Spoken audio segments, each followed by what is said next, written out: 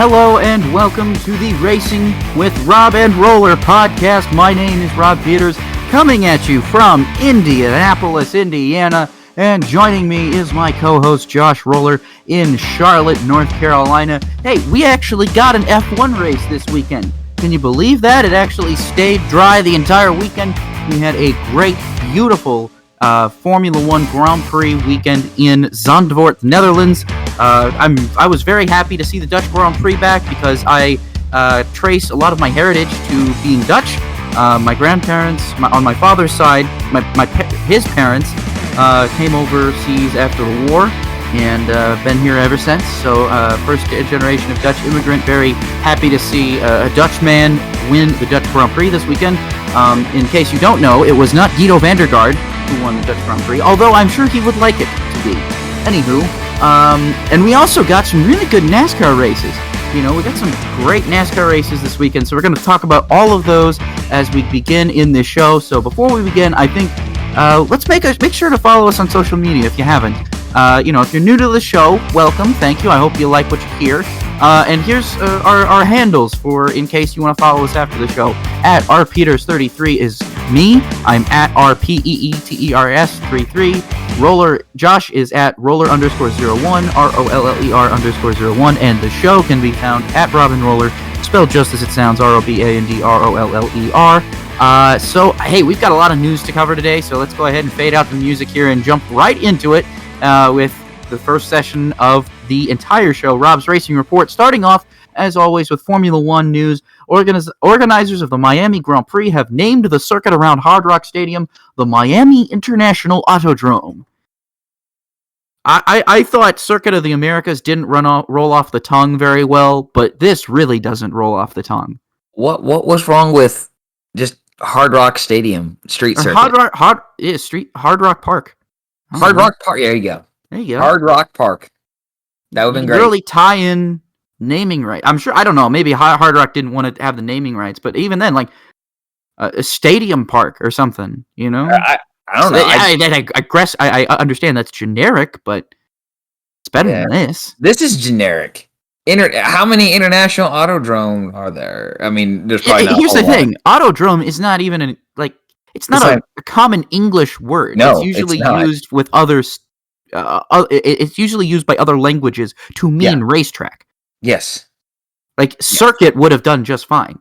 In fact, in other languages where autodrome doesn't exist, they call it circuit or some form of the word circuit. Yeah, this falls flat like a pancake. It's I noticed this. It's as annoying to see this as it is to see American soccer teams change their name to City Name FC.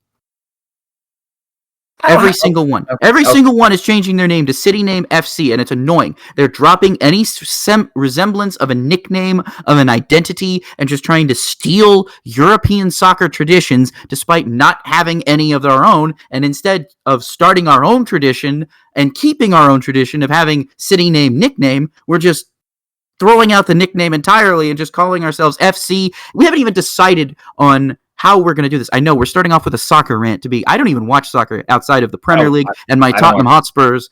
My Tottenham Hotspurs is the only thing I watch. But that being said, no, seriously, this is absolutely ridiculous to me. That this naming bothers me as much as that bothers me. As City Name FC, or like I said, we can't even decide what we're going to call it. Some American teams are called CF, which is French. Some are called FC, which is English, not American, English. Others are called SC for soccer club instead of football club. We can't even come up with a proper way to name the teams. Why are we not just using nicknames? I don't know. I don't watch soccer enough to tell you. I don't watch soccer. Does this not bother you? You, like me, are a frequent browser of sportslogos.net. So when you see these logos change, does that not bother you? The soccer thing doesn't bother me as much. I think I've always looked at it as it kind of gives American soccer, its own sort of separation of identity compared to the other big four leagues. I know that's completely different from what you're saying. I don't mind it as much. I don't mind it as much. I really don't. Okay, well, let's I'm move on sorry. because it's not I'm even sorry, I relevant. couldn't agree with you on that one. I have He nothing did not else get to the say. support from me that he was thinking he would, people, and I apologize. But I am a frequent flyer on sportslogos.net because that place is awesome. Right. So I figured, when you see like you would get obsessed with like stuff like that with like me. Yeah. So I'm it's interesting to hear your take on that, but yeah. So the Miami International Autodrome, which is international because it hosts one Formula One race, and that's it. And it'll eventually host an IndyCar race once F1 gets tired of it. Formula 3 will not travel to Circuit of the Americas in Austin, Texas for its season finale. Instead, the series will travel to Sochi for logistical reasons. Formula 3 will join Formula 2 and Formula 1, meaning it will be the first time this season that Formula 2 and Formula 3 will compete on the same track and the same weekend. It will also be the first time that you will see three of those races combined. So, and I have heard rumors that they're probably going to go back to the 2020 and beyond and previous race format of a sprint race and a feature race only. No more 2 sprint races and a feature race. It's going to be a sprint and a feature race like it always has been, always will be. And F3 and F2 are going to be together on the same exact schedule again, which is going to be really great to see. I'm really excited to see that. But yeah, so no Circuit of the Americas this year, which I really felt was a long shot to begin with, because Formula 3 is not. Look, the teams don't have enough money to ship their cars over here. Like, let's just be honest. They're not. A lot of those teams and a lot of those drivers do not have the funding necessary to do what Formula 1 does. Yeah. When they do flyover races. I mean, it's already strenuous on their budgets. So I could only imagine how hard it was going to be to get F3 over here. I was still excited to see it, but I knew it was going to be a long shot. And I had then read something that kind of tipped me off to some problems as I was reading over the weekend that some drivers were probably going to have issues even getting into the country, depending on where they were from, depending on vaccination status, depending on a lot of different things. It was just going to be a big mess of problems, and I think they just avoided it by saying, you know what, no, screw it, we're just going to go to Sochi, and we're going to end the season there, and everything's going to be hunky-dory, and even though people don't like Sochi, who cares, screw them, we got to finish the season somehow, and we can't do it in Austin. Yeah.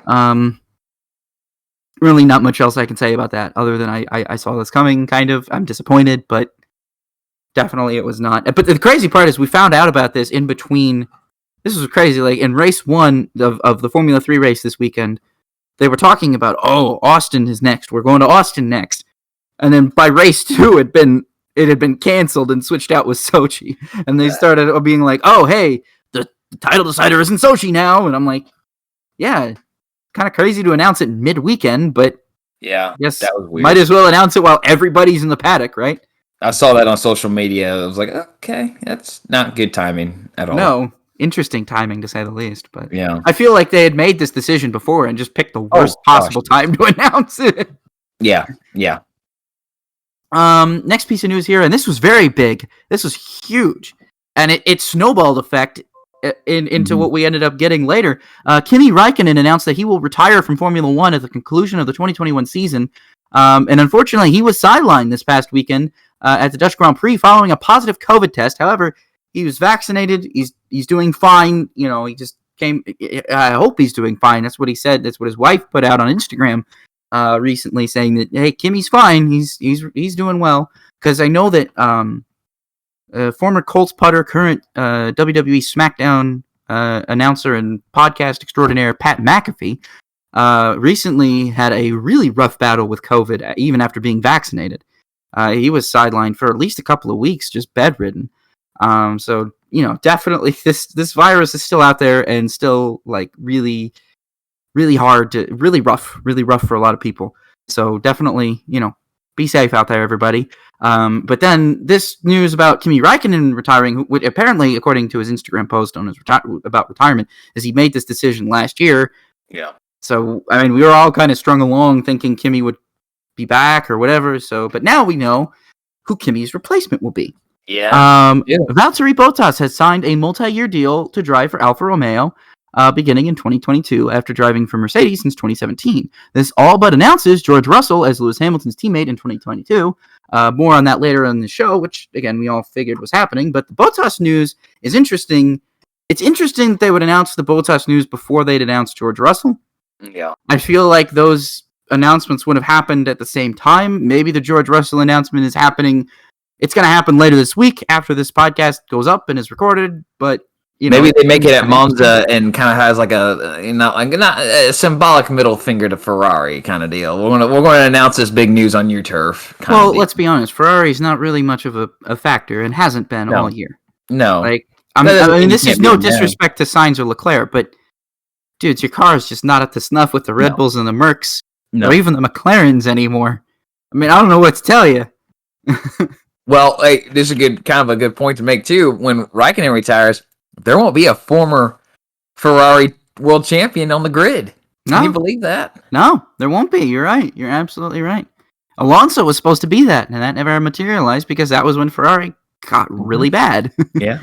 It was around that time. I mean, he had his chances in 2012, but then again, who didn't have a chance in 2012? Well, think about this. I mean, what they have, Ferrari had 9 seasons between Alonso and Vettel and didn't come up with a world championship. I don't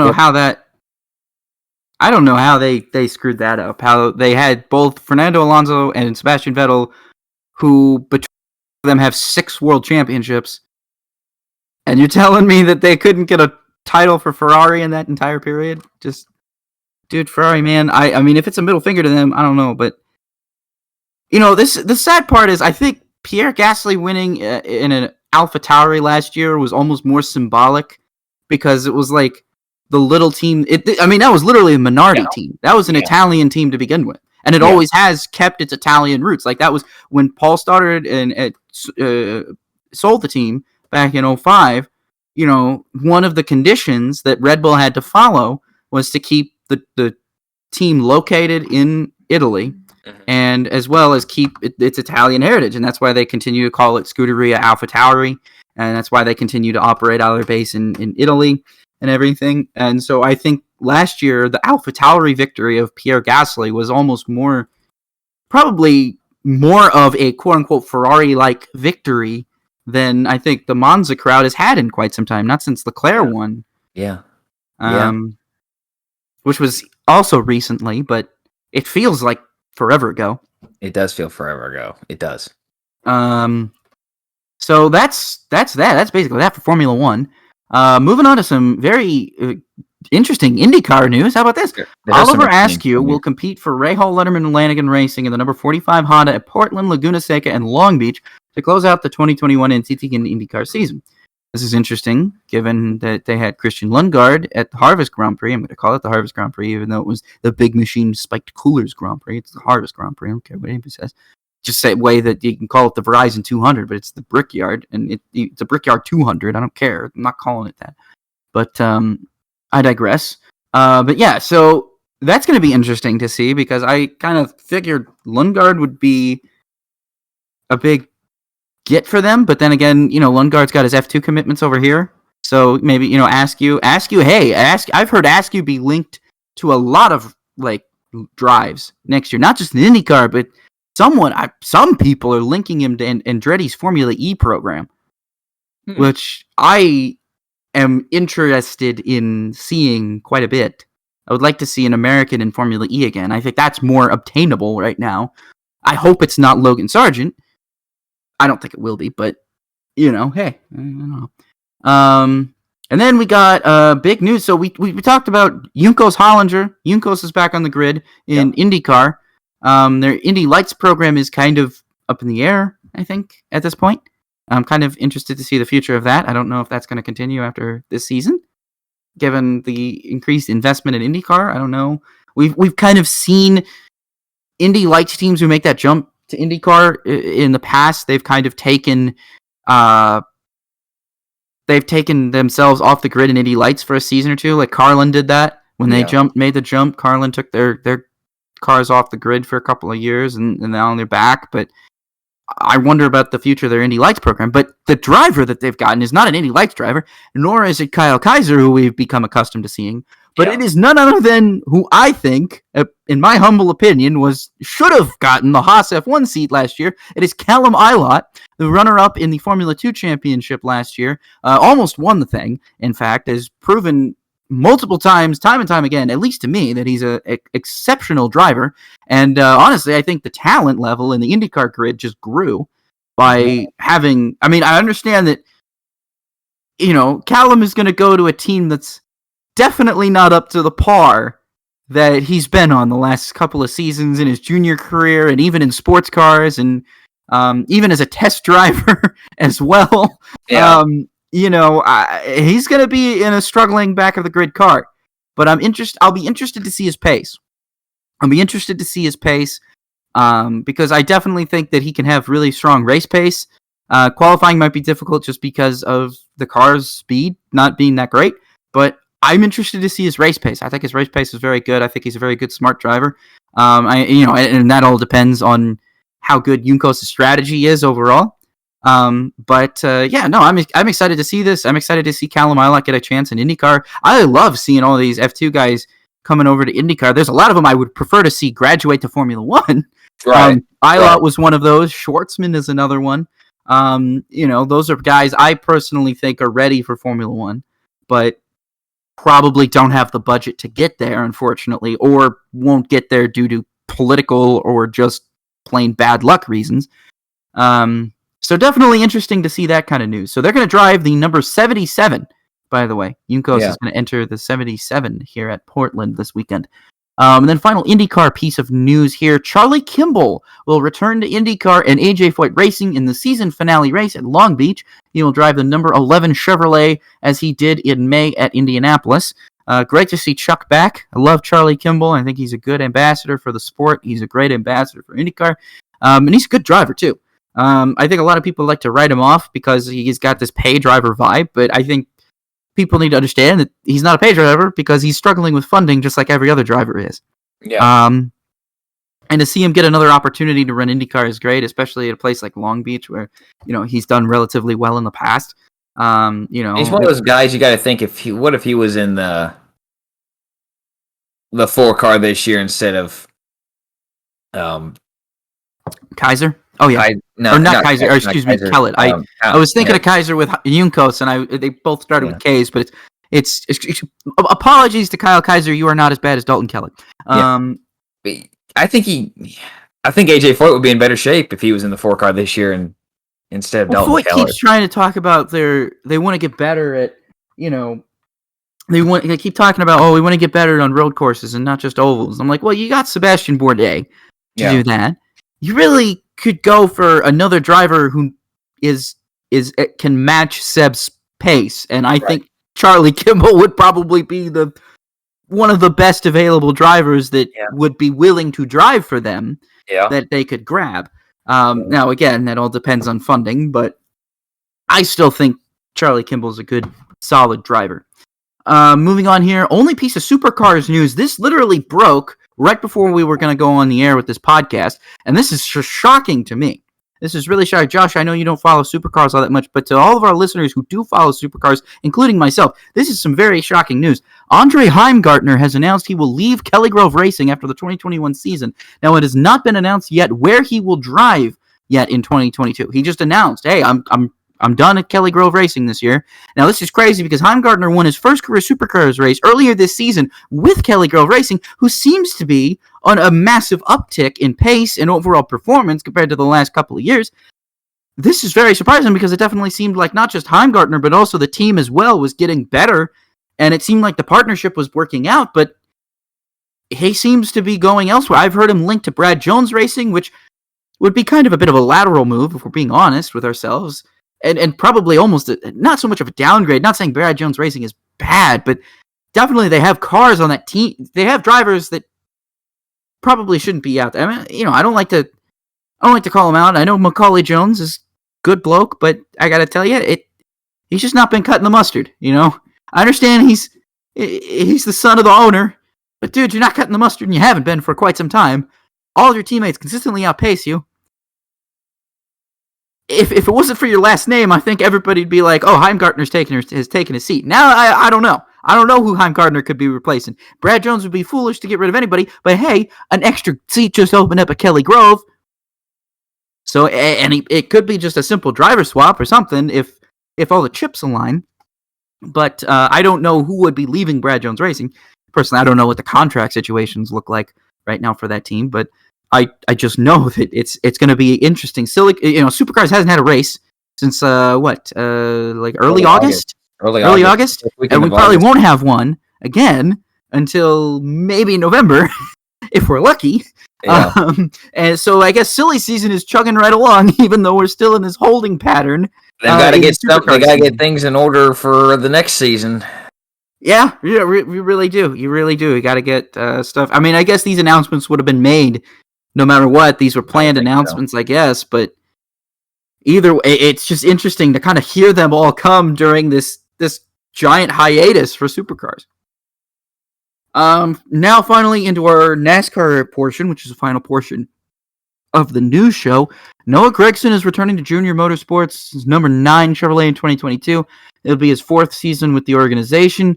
Gragson, along with Josh Berry and Sam Mayer, are so far the 3 confirmed drivers at JRM in 2022, with Justin Allgaier expected to return as well. It is possible JRM could run 5 full-time teams if Michael Annett returns. More on that later in the show. Going to be interesting. I imagine Michael Annett still has funding, so even if Junior kicks him to the curb, I imagine it won't be hard for Annett to find another seat. But hey, 5 full-time cars in an Xfinity team is more cars the merrier, man. I'm all down for more competitive cars in Xfinity. So absolutely, not really. Hey man, at that point I would say, hey Junior, go ahead and re-sign Annett. Go ahead and re-sign Annett for me. Anyway, JTG Doherty will scale down from 2 to 1 cars in 2022. This season, the team has only possessed 1 charter, as Ryan Preece in the number 37 has competed in every race this season, but he is unchartered. But luckily, it looks like they have sponsorship for the rest of the season, at least. If they haven't not entered a race yet, I guess they have sponsorship for the rest of the season, which is really good. It's a really good sign for JTG Doherty to have this, but it's kind of disappointing to see him go down to 1 car, but it's really not surprising because I can imagine running an uncharted car is got to be more of a financial hindrance than anything. But no matter how much sponsorship you have, you're still losing money on that entry because you don't have a charter. I think that's one of the problems of the system, is that it discourages unchartered teams from competing. I think that's a big problem. And yeah, I mean, a lot of them, you look at what happened at Daytona, especially with no practice of qualifying. I mean, if that 37 didn't even, qualify, let's say hypothetically 37 doesn't qualify for the 500, I mean... I think they shut down. They only had funding, for 24 races this year, right. I think, at the start of the year, and I'm a lot of that early season success and running well probably prompted, okay, we can cover a few more races from this. Yeah. I mean, the Daytona 500 finish didn't hurt at all. He finished very well in that race. So it's not like Preece is a bad driver. I mean, no, I don't think Preece is a solid driver. He's had some horrible luck. Oh, he's the unluckiest driver since probably Danica Patrick I've seen in NASCAR, man. I don't. It definitely is a shame, but but I think Brad Doherty said best. Best have one bad running car instead of 2. So let's cut a little bit of the fat out. He's kind of alluding to, let's get the 1 car running right and well, and then if we maybe down the road we can go back to 2. Because you've definitely seen the 47's performance drop, I think, in the last couple of years. It definitely dropped from this last year, and that was kind of a little bit of a shocker, especially when we talk about the freeze, of development and parts stuff. So I expected Ricky Stenhouse to be a little more competitive this year. I expected JTG Doherty to be a little more competitive this year, and they just haven't, sadly. I mean, Preece has looked good outside of his being unlucky. I think he's outperformed the equipment every single time. Outside of the events that, again, he has bad luck, where, a parts failure, an engine failure, an accident, not of his own doing, what have you. Yeah. It's just that. I mean, that's the thing. I agree with you. It's really upsetting to see that NASCAR has kind of said, hey, if you're unchartered, screw you. That's not the kind of message you want to be sending to teams that are looking to acquire a charter. It's almost like you can't get into this sport unless you acquire a charter. You can't, you used to see like some of these brand new teams, they would run partial seasons. They'd enter some of those races and try and qualify and whatnot. And Yeah. now you just don't see that. It's not economically viable. It's cheaper to run an Xfinity car, and you'll probably have a better payout and a better payday, and less money that you lose. So that's why I've always said that the charter just needs to guarantee you an entry into the race, not a purse. Yeah, I mean that's what I think. The top 35 rule, for everybody who hated it, Yeah. I actually liked it for that reason, because at the very least it rewarded the teams that were consistently running for points, and consistently out there every single week trying to do something. But it didn't cut off the teams that were trying to get in and be like that. Just because it sucked to see certain teams, DNQ their cars, like when Red Bull was starting out, when Michael Waltrip was starting out back then. It sucked to see those cars, not qualify. But at the same time, you were getting like 50 car entry lists, whereas now you're lucky to get 37 on the entry list. Lucky to get 38 because Priest is always out there. Hey, you're right. You're lucky to get 38. You're lucky to get 38. You're lucky to get 39, 40. We didn't have 40 cars. We didn't even have 40 cars for the Southern 500. Yeah, what is that? What is that? Anyway, part. Let's move on here. Hey, speaking of charters, sources have told CatchFence.com that Starcom Racing has sold its charter. A team representative would not confirm the sale, but Spire Motorsports has been interested in Starcom's charter and is the rumored buyer, but a Spire representative wouldn't comment either. Well, we all know that no comment is a comment, so... It absolutely is a comment. Anytime you say no comment, that immediately becomes worthy of reporting on. Because it's like, hey, we asked them this, and instead of denying it, they said no comment. So, always better to deny than no comment. I don't think we're doing that. No, I don't think that's right. Maybe in court. Spire currently owns 3 charters, but 2 are being sold to Colleague Racing at season's end. If Spire is the purchaser of the Starcom charter, then Spire would be able to continue running 2 cars, and they would enter the 2022 season with 2 charters. So, and this is really lease it out. I'm going to talk about it a little bit later, but I was very impressed with Corey. I've been very impressed the last 2 weeks with Corey LaJoie. I mean, that 7 car looks.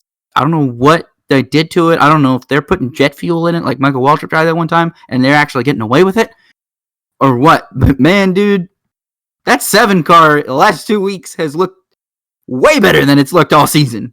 Well, and no offense to the folks at Starcom, but if this is going to Spire, I just think that's better. That's better overall. That's a healthier entry.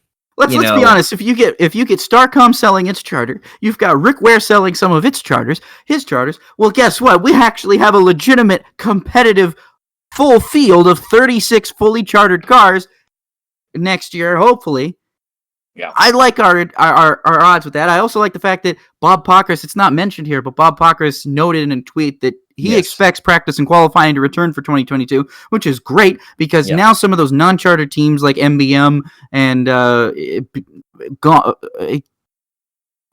Brothers, they only enter the super speedway races. So, I mean, but yeah, they could actually enter Talladega and Daytona again if they fail to make one of those races, which is ridiculous. They haven't run all season because they didn't make the Daytona 500, which is insane to me.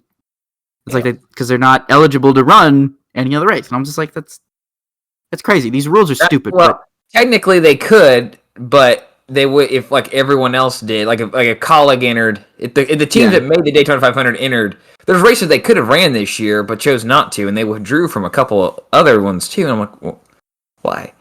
Where they didn't have to. I don't know. It's confusing. But again, that's some money.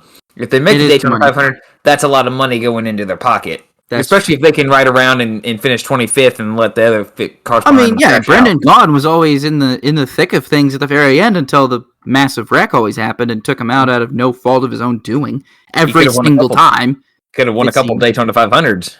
Dude, if Brendan Gaughan was a Daytona 500 winner, do you know how happy I would be for the rest of my life? I would be happier than I was when Casey Kane won the Brickyard.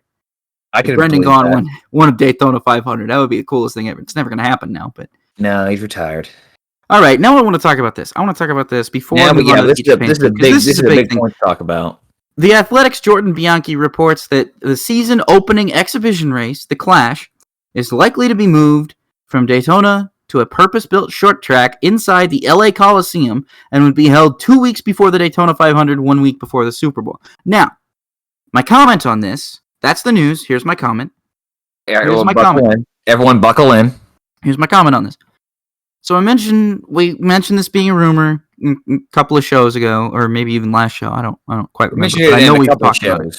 We've mentioned it in a couple of shows. And I believe I've said on multiple occasions, there's no point to doing this race if you're going to tear up Auto Club Speedway and make it a short track. Because at this point, what you're doing, this is my biggest worry, this is my biggest concern. If it is for this year only, then as just a one-off exhibition race. If this race is a one-off because the Super Bowl's in LA and Fox Sports' headquarters in LA and the timing just works out because the Super Bowl is a week later than the 500 now, and the 500 is probably going to have to be pushed back a week now because of the Super Bowl, because Fox and whatever, you know what I mean? It is. So basically what you're saying is if this is a one-off event that you're having at the LA Coliseum to promote the Super Bowl, to get the LA Coliseum ready to promote the upcoming Olympics that it's going to host here in a couple of years, then that's fine. But if you actually decide, if this race is a success, I don't care if it is or not. If this race is a success, and they decide, let's go back there again, and let's continue going back here. What you've essentially done, is you've oversaturated the SoCal market, and you're going to create the exact same problem that you have in the Midwest right now, where you have fans to go to these tracks. You see, you have the problem in the Midwest. When NASCAR got real big, they built in the 90s. NASCAR had 2 tracks in the Midwest. They had Indianapolis and they had Michigan, and that was that. That was it. So if you were in the Midwest and you wanted to go see a NASCAR race, you had 2 options. You had 3 races. What was the third one? What am I missing? 2 Michigan and 1 Brickyard. Okay, well, you had 2 tracks. I should have said. Okay, you had 2 tracks, and prior to 1994, you only had 1. It was Michigan or nothing. You had to go all the way to the south, or you had to be lucky for your local short track to get a truck race, or excuse me, a bush race, not a truck race because this is pre-1994. Trucks don't even exist yet, so a bush race. Right. Anyway, point is, by 2001, you had tracks built in Chicago, in Kansas, in Kentucky, and you basically oversaturated the entire Midwest market with races. So now the tracks that drew big events like Michigan and Indy have just ended up dwindling. Now, Indy was a different factor, but I believe this applies to Michigan. Michigan needed 2 races because, again, at the time, it was the only track in the Midwest that you could go see NASCAR. Just 2 races was justified because there's a lot of race fans in the Midwest. Right. Now, race fans, they don't have to travel as far. They go, if they live in Illinois, they can go to Chicago. They live in Kentucky, they can go to Kentucky. They live in Kansas, they can go to Kansas.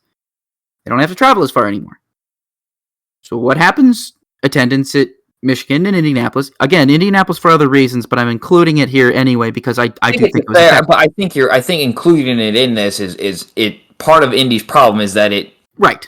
It was part of the problem, not just the tire fiasco of 2008, but also this as well. I think that contributed because again, there was no point to travel to the Brickyard if you lived in Chicago, if you lived in Kentucky, because you could just go see NASCAR come to your neck of the woods. There was no reason to. There's no reason for someone who lives in Chicago to travel to Michigan anymore. They could just, right. At that time. Yeah. And so you oversaturated the market. So what you're doing here is you're basically doing the same thing. You're giving the Southern California people, who, by the way, are very finicky to begin with. They don't, they don't really attach to anything. When you go to a Lakers game, there's so much going on in LA. Like a Clippers game. You go to a Clippers game, there's more people there for the opposing team than there are for the Clippers. You notice that? Not so much the Lakers, but the Clippers. Or you go to baseball games down in LA. You go to LA Angels games. Do you think I've watched a lot of LA Angels games because I'm a big Seattle Mariners fan, and every single time they play in Los Angeles, there's more Mariners fans in the stands. Why do you think that is? It's because everybody who comes from LA comes from their own. It is not. There's very few native people in LA that contribute to that local economy. there's so That's much sociology. going on in LA. LA is Yes. its own little enigma. There's you have to do a lot to impress in LA, and it's just there's something going on. Whatever. That's the attitude that they have. So what you have this here. So you have this one cool race for 1 year. Now that's rad. That's rad. You want to have this race around the LA Coliseum. You want to get people involved. That's cool. That's rad. The problem is, they want to basically create the same exact thing, like 50-some miles down the road at Auto Club Speedway. Like now, this is the disconnect I don't understand. Well, because I think if this continues, if this is not a one-off event and this continues in 2025. You're literally saturating your NASCAR market already. Because keep in mind, racing in Southern California does not have a very good history. See, Ontario. See other California tracks that no longer exist, have gone the wayside. Riverside wasn't in SoCal, but it was. Riverside and Ontario. Riverside and Ontario were right beside each other. They're right by Fontana, where Fontana is. Okay, Riverside. But you see the point. Well, and a lot of that tracks down south don't have very, very good. I'm sorry, I don't mean to interrupt you. I'm sorry, I didn't mean to interrupt you. I apologize. Racetracks down south in Southern California don't have very long lifespan. We're already seeing that Fontana is now only going to last. What is this now? Like a little over 20 years, like 25, 26 years, give or take. 25, yeah. 25 years. Open in 97. Yeah. Okay. So Fontana is going to have a 25-year shelf life until they're going to turn it into a short track. And now you want to build this temporary street course around the LA Coliseum. What are you promoting? Are you promoting this new track that you're building down the street that you want people to come to full time, or are you going to promote this big event in downtown LA that's only going to be here for 1 year and expect people to still show up to the short track race down the street? Like, I just don't understand the logic here. I feel like you either do one or the other. You either, put all your chips in the Auto Club table and say, hey, this short track is going to be the best thing LA's ever seen, or you put all your chips into this, LA Coliseum deal and be like, hey, we're going to do this and it's going to be a big event, and every big event, that LA has, we're going to make this just a big, big event too. If it's a one-off, though, that changes everything. Then it doesn't matter. If this is the only year they do it, who cares? But if this becomes a regular thing, that's where I'm starting to get worried. Well, okay. Let me start. Some of the tracks that you mentioned there, a lot of that was not because they were failures. It was because real estate money was right. too. Yeah, but I worry about the real estate thing happening again. I mean, obviously they have to downsize Auto Club because the land is too valuable now. So they have to downsize that. Well, and I think it's just the cry for more short tracks. And when you look at the tracks that NASCAR owned, okay, if you did this to Michigan, there'd be a huge uproar. If you do it to Fontana, if you do it to any other track that NASCAR owns, it just doesn't make sense. It's silly. Well, I shouldn't say not every single one. I think you can make an argument for Kansas or Chicagoland being turned into it. Not that I want it to. I'm just saying the argument's there. But if Fontana, the option between losing Chicagoland permanently and getting it to be a short track, I'm going to take it as a short track every single time. Yeah, you're right. But the Fontana, here's why I look at this. I really hope that this is maybe a dress rehearsal for the 2028 Olympics. Where we say, okay, this is cool. We got the first time that the Super Bowl is going to be in Los Angeles since 1993, right? So it's been a long time. And NBC has it. So we're going to have already a little bit of a partnership there because NBC cares about NASCAR. Fox, it's headquartered in Fox Sports is headquartered in LA. This could be one of those deals where like, hey, we're going to kind of do a co-promote. It's a week before the Super Bowl, so people are going to already be there. There's going to be people going to the Super Bowl who want to see this. You're probably going to try to get some Super Bowl or NFL-related players to go there. But what about during the 2028 Olympics where we say, hey, we're going to run the All-Star race in Los Angeles at the LA Coliseum, which I think would be really difficult to do, or maybe they do it at Auto Club, and I know that's not an SMI track, but you had the All-Star race during or before the Olympics. Is this sort of a dress rehearsal for that? I know that's far-fetched, but this is kind of the ideas I'm going through my mind. I don't necessarily want this to become a one-time deal. or a multi-year deal, I should say, rather it be a one-time. What we could also be seeing is a schedule shift where we say, okay, well, we're going to have the LA Coliseum race a week before the Super Bowl, 2 weeks before the Daytona 500, and the West Coast Swing's now going to be consistent of Phoenix, Las Vegas, and Sonoma, and not Fontana, and Fontana gets moved back, because I believe you'd be dumb if you turned Fontana into a short track and you don't put it in the playoffs. You have to put it in the playoffs. You have to have LA as a part of your playoffs. You have to. Take Richmond out of there, all right? Stick Auto same thing. For the record, I want to say we said the same things about like Las Vegas years ago. About, like, including Las Vegas in the playoffs? Yeah. Yeah. People said that, like, Las Vegas has to be in the playoffs. I still maintain the belief that having a finale in Miami is better than having a finale in Phoenix. Well, I digress. That's... But to me, I think we're seeing possibly how the 2022 schedule is also going to shake out, what they're going to do. Again, this could be... Rob, I agree with you. I kind of want it to be a one-time thing, because they're going to do a street circuit around it. I can't see them... I don't know how they set up a temporary track within the LA Coliseum and it not be dirt. Okay? That's the thing, because what are you going to race on? Temporary runway track? This isn't Soldier Field, guys. Yeah, you can't... there's not enough room. This isn't Soldier Field of old. The new Soldier Field is definitely going to have a track. Nobody acknowledges new Soldier Field. No one does. The Bears apparently don't either. But look, I'm intrigued by this. I applaud NASCAR and whoever else is involved in this for trying something new. This could be something cool. This could flop. But I'm intrigued by this idea that they want to take it to downtown and it maybe not even be a street circuit. So I share with you. I hope this doesn't become the norm. I mean, I said a few years ago I want to see the Clash move to New Smyrna in Florida, because the Clash, a 75 lap race at a super speedway, is horrible. All right, because it's just be a processional. The Clash hasn't been the Clash for 2 decades. Once they said we're going to make it for a made-for-TV event, we're going to make it 50, 75 laps long, it's no longer a Clash. It's no longer an exhibition race. It's a fight to survive for the last 5 laps, and then we're going to duke it out. So it's like, okay, we're going to fill in this thing with commercials. We're going to make some money off of this. The Clash, as it stands now, whether it's the road course or the oval, is made for TV event. It's strictly for Fox or whoever's broadcasting its money grabbing hands. That's all it is. But you move it to something like this or a short track, it becomes intriguing once again. Because, Rob, honestly, if it wasn't for this podcast, I probably wouldn't care if I missed the Clash.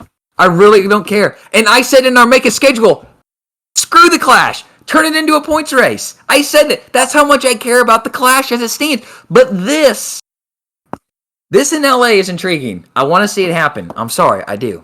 Look, the last thing I'm going to say about the Clash is, and I said it back in February, and I'll say it till the day I die, the thing that I loved the most about the Clash was the first race. It was the first. It got you excited for Daytona.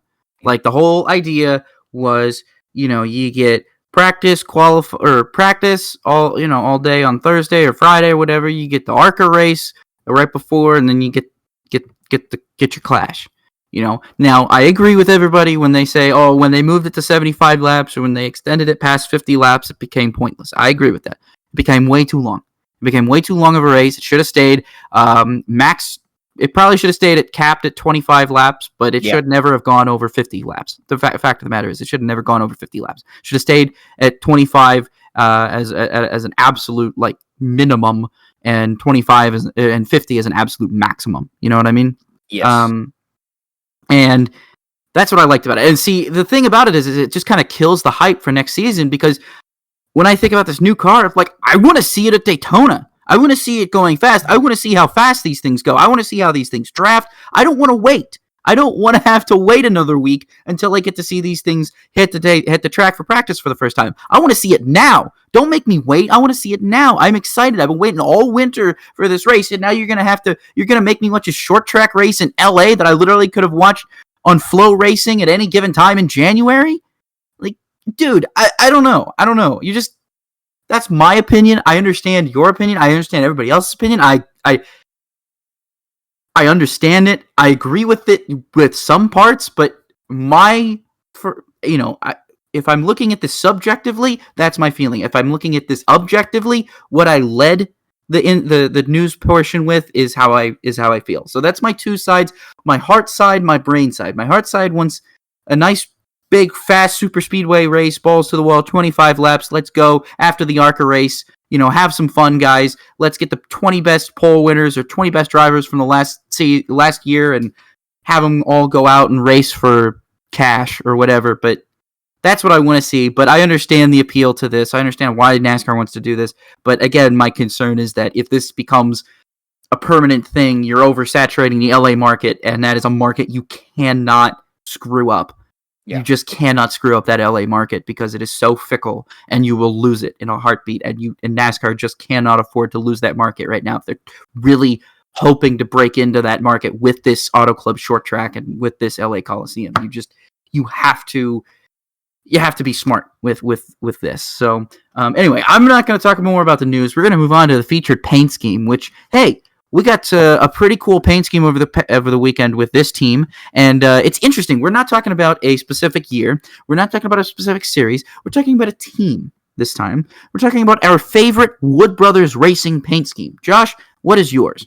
Well, I'm going to pick the one that actually ran this past weekend with that was a throwback.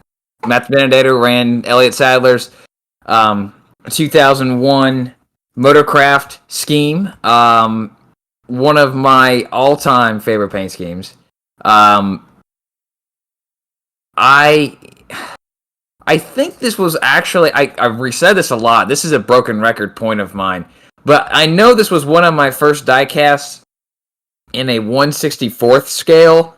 For those of you who watch the race, you're going to know what the car looks like. And it's just, gosh, and it looks so good on the Mustang, too. If this was on I'm going to say this, if this was on the Ford Fusion from a few years ago, it doesn't land. But on the Mustang, it looked really good because it kind of looked like the Taurus of old, which the car was originally on. So, 2001 was kind of a big change for Wood Brothers because they had a new sponsor in Motorcraft. They had a new number styling. They had the same number styling for years, maybe a little bit modified in recent seasons, but it was basically the same. So it was kind of wide along the bottom, right along the top, and it had a black swoosh kind of split into two. And it just looks so good. It just looks so good. Sadler, unfortunately, didn't have the greatest this season. But he did finish 20th in the overall points at the end of the year. Hey, he got his first win that year, too. He did get his first win at Bristol. I mean, it was crazy to think about the first couple races that year. I forget who won Darlington, but yeah, Michael Waltrip won the Daytona 500. He had Steve. Did Ward Burton win Darlington that year? Why do I feel like he did? He might have won the Southern 500. It was Dale Jarrett. So the first winners of the year were Michael Waltrip, Steve Park, Jeff Gordon, Kevin Harvick, Dale Jarrett, and Elliott Sadler. I mean, those were the all kill for that today. For the record. Yeah, that would be great. I mean, if you had that would be awesome. Who won at Texas that year? Let's see who won. I'm just going off topic here, and we really shouldn't be. Dale Jarrett. So Dale Jarrett was the first repeat winner. So he won at Texas. But anyways, yeah, Elliott got his first career win. At Bristol. He started 38th in that race. The other top 5 and top 10 both came in that car. He ran a couple different paint schemes that year, and his other top 5 was at Daytona in July. The Dale Earnhardt Jr. baseball winning car race. So that's mine, and I chose this for a lot of sentimental reasons. Rob, I really like your pick. There's a couple. I really like Ricky Rudd's 03 Motorcraft car as well. I like a couple of the Ken Schrader paint schemes that came later on, but this one, just because 2001 nostalgia. I mean, that's like, Josh, we get it. 2001, an awesome year, but it just resonates. And the topic was favorite, not just feature a paint scheme. It's a favorite Wood Brothers paint scheme, and this one is my favorite Wood Brothers paint scheme. So, Rob, what's yours? Mine. You're right. This is my favorite Wood Brothers paint scheme forever and always. It will always be. the 2000 number 21 Citgo Supercars Ford. My favorite part about this paint scheme was not only was this paint scheme in general absolutely outstanding, it was so good, but then what they did, what the Wood Brothers did the whole year was like, because this was going to be the last season of Citgo sponsoring them, like full time, so they were losing them. That's why the next year that you're talking about, they had the Ford Motorcraft back on the hood, like they always had, but it was like kind of a different idea. It was a totally different style of 21 too. Yes. So the style of 21 that they use now, they actually didn't use for a period of time in the mid 2000s, and so the 2000 season was the last time they used that style of 21. Now, I like this paint scheme so much because the black and the yellow stripes, or I don't know what you want to call them. Like what do you call those? Like not really stripes, but they're kind of like peaks, like arrow peaks. Yeah, like peaks and stuff like that. Kind of like there are multiple. We're trying to find the right words for this. If you know this car, you know what we're talking about. Yeah. In general, the colors to this are so beautiful because you have the red base to the car, and then you have what is essentially these black and yellow spikes going up through the car and whooshes. It's beautiful. You have the top of the car, the roof of the car is all black, which is even better. But what I like the most about this car is, and in general, the Wood Brothers in 2000, is that they did throwback races. Yes, before it was cool. Yes, like they did throwback cars before they were even cool. Like I love this. It's like it's 2000. It just became the new millennium. Like we just hit it's 2000, and they literally ran a car with the 1990s motif. Like the previous decade, we were barely out of the previous decade, and they already were doing a throwback to the 90s, which nowadays we would praise and we say looks great. But back then, I'm sure people are like, this isn't a throwback. Give me the 70s look. Give me the 80s look. You know, that's back in my day. They gave you each decade, though. They did give you each decade. You get 50s, 60s, 70s, 80s, 90s, and then obviously the 2000s. Now, I'm really disappointed they've never. I love that they did a throwback to your car, but I'm disappointed that the Wood Brothers has kind of forgotten that this 2000 scheme ever existed. Maybe it was, in my opinion, it was literally their best scheme ever. Yeah, I just think the right opportunity just hasn't come up, but maybe it's one of those deals that hopefully can. I mean, I recognize like the paint scheme was basically made for Citgo, but that doesn't mean you couldn't incorporate something else into it. Well, and my fear would be like they all of a sudden like turn this into like, well, it may not happen next year, but they would have like turned it into like a Menards paint scheme colors. And if you don't do the right colors, that I should do it with Dex imaging. If Harrison really does bring Dex imaging onto the team next year, they should do it with. That's what they should do it with. Okay, I can get on board with that. That's what I would like to do it. I mean, I know Dex kind of has like a reverse, kind of like a white on black, but I think that should be red on black like that. That would be really cool. I would kind of like reverse the color of their logo instead of it being red. It should be a white Dex logo. Or we can just get rid of exclusive deals, and the Wood Brothers can call Citgo up and say, "Hey, you want to sponsor us just for one?" You race? Know, Citgo does sponsor. They did last year at least with John and Nemechek. They sponsored a few races on the 38 for Front Row Motorsports. Well, wasn't that their wasn't their oil brand or their fuel brand? It was a different brand, but it was still Citgo. It was still Citgo. So it was like the first time we'd seen a Citgo car since like 2003. It was close. It was close. It wasn't Citgo to me though. I can't classify it Citgo though. Why doesn't Citgo sponsor cars anymore? Why did they have to flame out with Milka Duno? Because the reputation took a hit. Well, yeah. I hate to go that way, but yeah, that's probably why. Okay, let's move on to, before we start talking about Venezuelan politics, let's talk about the NASCAR Cup Series at Darlington, which was won by Denny Hamlin, who actually got his first win of the season. And I think, I want to say I called it, but I think I called it last week. I said Hamlin's going to win. It's going to be Harvick or Hamlin. Harvick had a chance to win the race too, but in the end it was Hamlin. 7 of the 16 playoff drivers finished in the top 8, but the other 9 finished 16th or worse.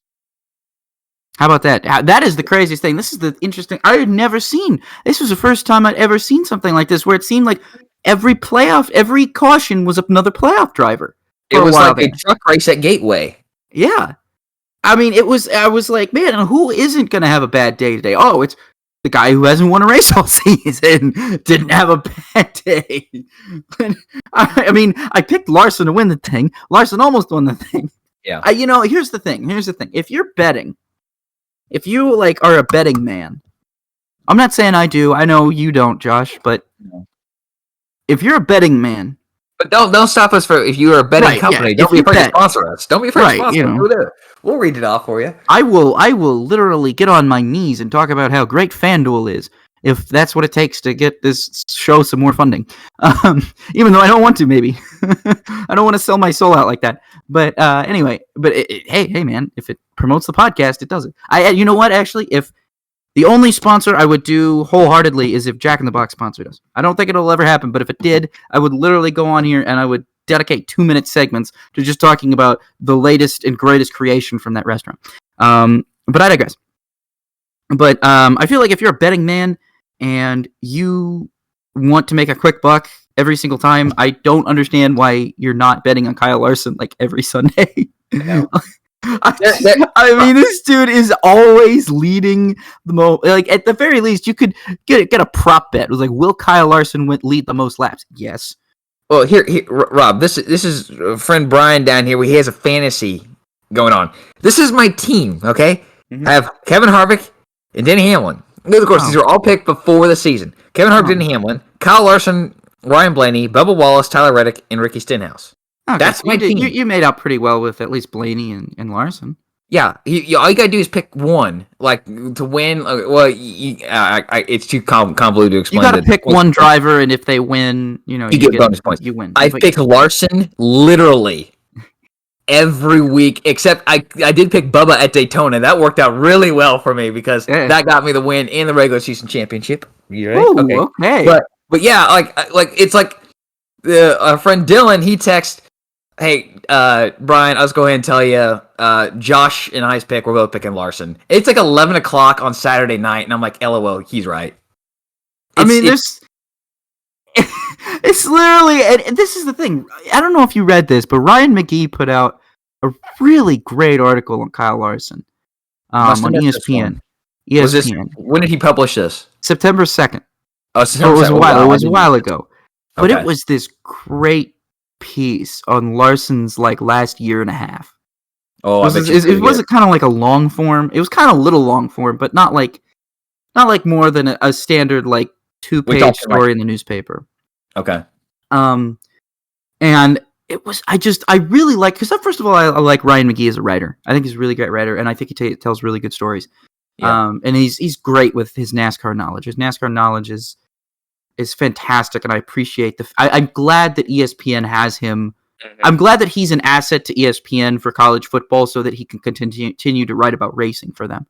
But anyway, he wrote this story, and it was really just it was talking about the journey and everything. It was very, very emotional to kind of hear some of the things Larson went through after everything went down.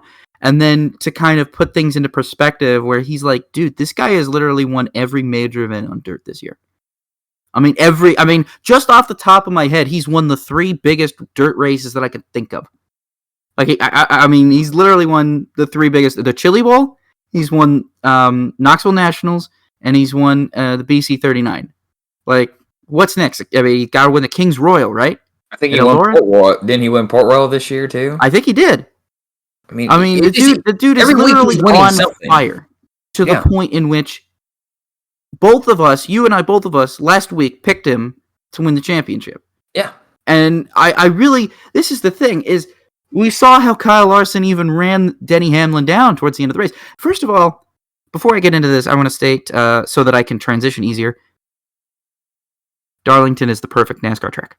Darlington has had every race of every series. Trucks, Xfinity, Cup, doesn't matter. Darlington puts on banger races every single time. What if they ended the season at Darlington? That'd be fun. My God. It wouldn't even be fair to NASCAR fans, because everybody would just be, head over heels in love with what they're watching. Yeah. I mean, it would be balls to the wall craziness, right?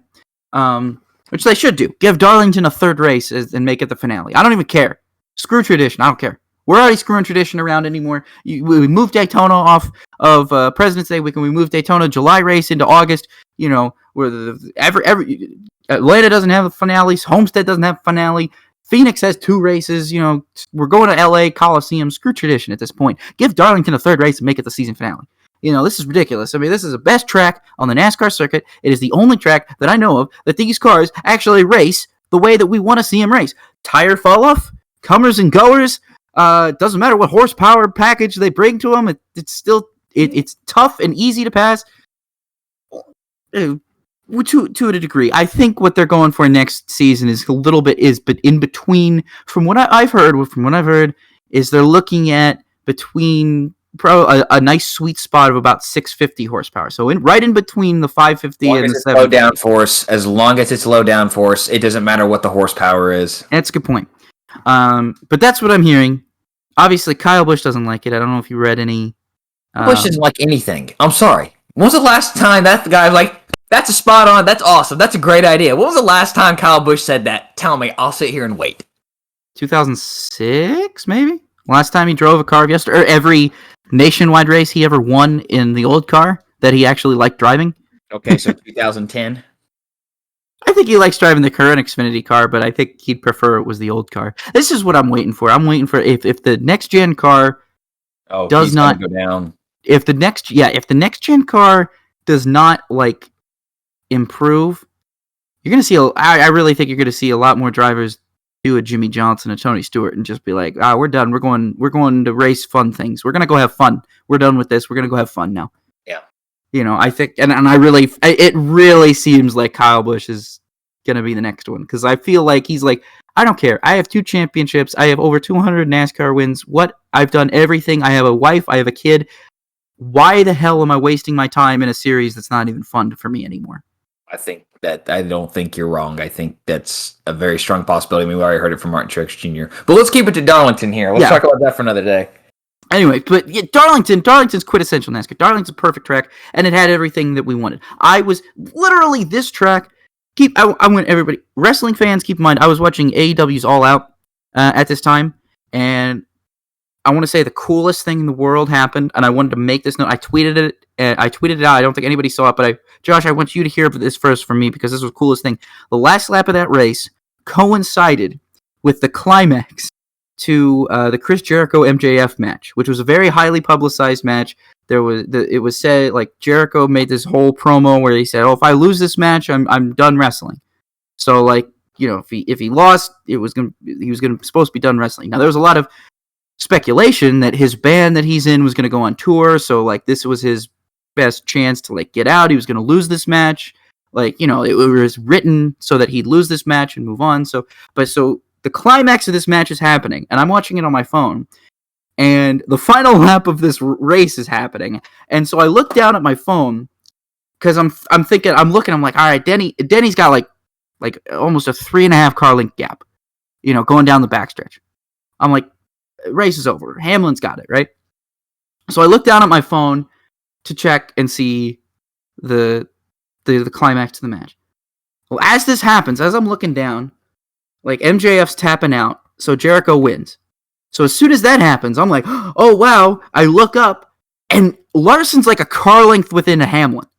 All of that happens within that span. Larson's in a car length that happens. So I don't even have time to process what I just watched on my phone before what is happening on my television is getting even more crazy. So all of a sudden, Larson's there. They're both in the wall now. Larson's on the outside of Hamlin. He's almost getting there.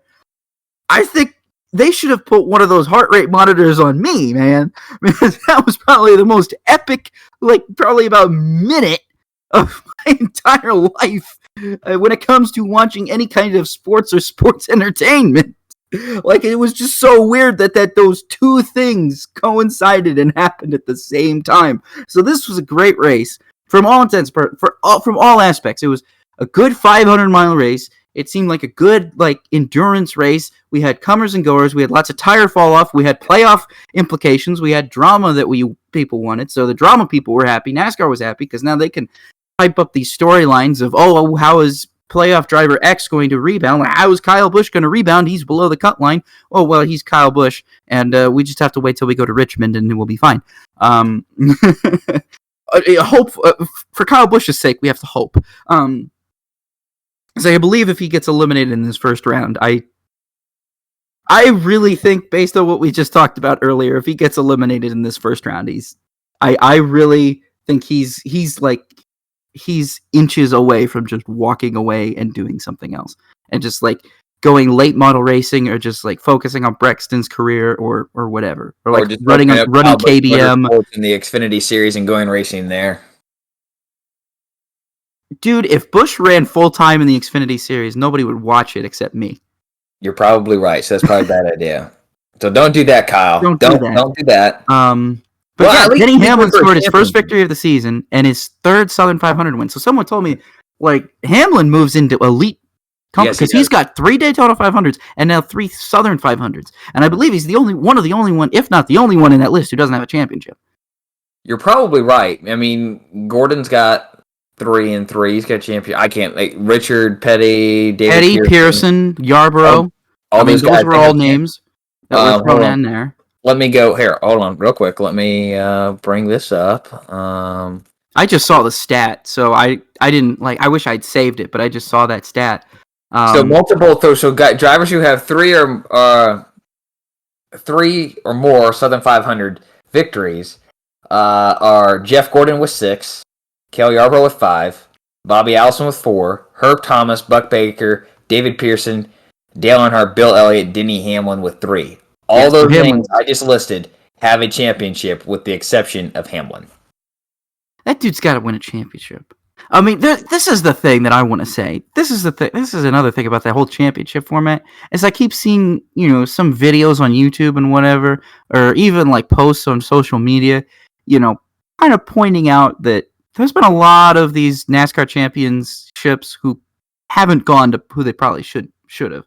I know Harvick's in that, and I have to wonder if at some point, if not this year at the very least, that Hamlin's not going to be in that. Like, if he loses his championship this year, if he makes it all the way to the Final Four and he loses to whatever he's like Kyle Larson, people are probably going to be wondering, oh, well, what if we actually had Hamlin v. Larson in the championship anyway? Or if one of them gets eliminated, I worry about that stuff. Like, I want to see Hamlin and Larson duke it out because I think they've been the 2 most consistent and 2 best drivers of the whole year. I mean, factually, despite the fact that Hamlin just now won, he's literally been one of the most consistent drivers outside of Larson all year. He had a rough July. He had a rough summer compared to how the spring went. That's why Larson closed up on him. But still, he was still very consistent. He was around at the end most times, yeah. Yeah. Absolutely. I mean, the only thing I have to say about the Southern 500 is that, unfortunately, I was at work. When I found out I was being moved to a different shift this week for my work, and I'm like, awesome! I get to watch the Southern 500 because I get off at 6 or 7, and I'm gonna watch the end. No, you're closing. Dang it! No. So I recorded it, and then we didn't get out till 2:00. That morning. So that meant, okay, I'm going to be sleeping in, otherwise I'm going to be trash on Monday. So I didn't get to watch this race entirely, but it looked like a good race. I mean, look, Darlington puts on a great race with this package that they got on. Low downforce fixes everything. It always does.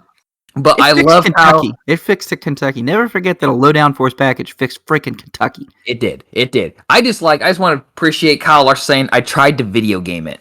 Yeah. I have that right there. You sent it, man. Yeah, if that's not a contender for top 3 quote of the year, I don't know what is. I really don't. I really, really don't. So that's all I gotta say about the fight, because you said everything there. It's a great race, great comers and goers. It's a great track. 750, low downforce. Keep it going. Hendrick Motorsports had every problem in the world, and Michael McDowell was the first driver to crash. Yeah. Well, I tell you all else I can add. Technically, it was Bowman and Byron. He was the first one to get. He was the first one to get DNF, but he wasn't. I didn't say he was the first one to cause a caution. I said he was the first one to crash. Well, Bowman even though Byron and Bowman crashed, does getting an extended Darlington stripe and then near missing somebody, does that count as a crash? No, it's caution worthy, but it's not a crash. It's close. It's nothing you can't continue from. It's close. It could have. It's close. It ruined the rest of their races, but they still got to run the rest of their races until they had their own problems. Anyway, let's move on to Formula One. Let's talk about that. Hey, first Dutch Grand Prix since like the 80s. 85, Great. I think. Great news. Again, as a grandson of Dutch immigrants, it's very nice to see this. It was very great to see the Dutch fans show up in droves. Apparently they were talking about on the broadcast. They were talking about on the broadcast, man, that they were like, these guys, like, they had to pre-sell tickets. Like, you had to get, like, they almost like raffled, like lotteried these tickets. Like, people signed up and then, like, they drew their names at random or whatever and was like, oh, hey, you're going to the Dutch Grand Prix. And it's like, this is nuts. That would be crazy to me, first of all, just having to not know if you're actually going to get a ticket for this event, like, not even being able to know. Like, the Colts and the Seahawks play this weekend. Like, I haven't gotten a ticket yet because I'm waiting to see how low they can get before the game. And so I'm going to probably buy it later this week.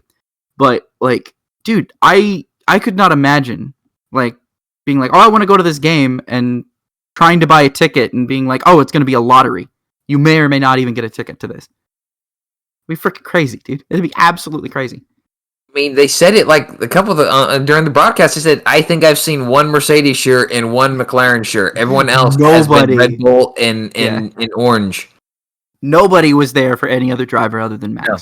I mean, and look, let's be honest. At the British Grand Prix, it's probably different. Everybody's there for Max. But most people could be there for Hamilton. People could be there for George Russell. Well, there's three legitimate British drivers on the grid. There's only one legitimate Dutch driver, and they throw all their weight behind Max. There is no one who's like, I'm cool. There's not a driver who can pull them away.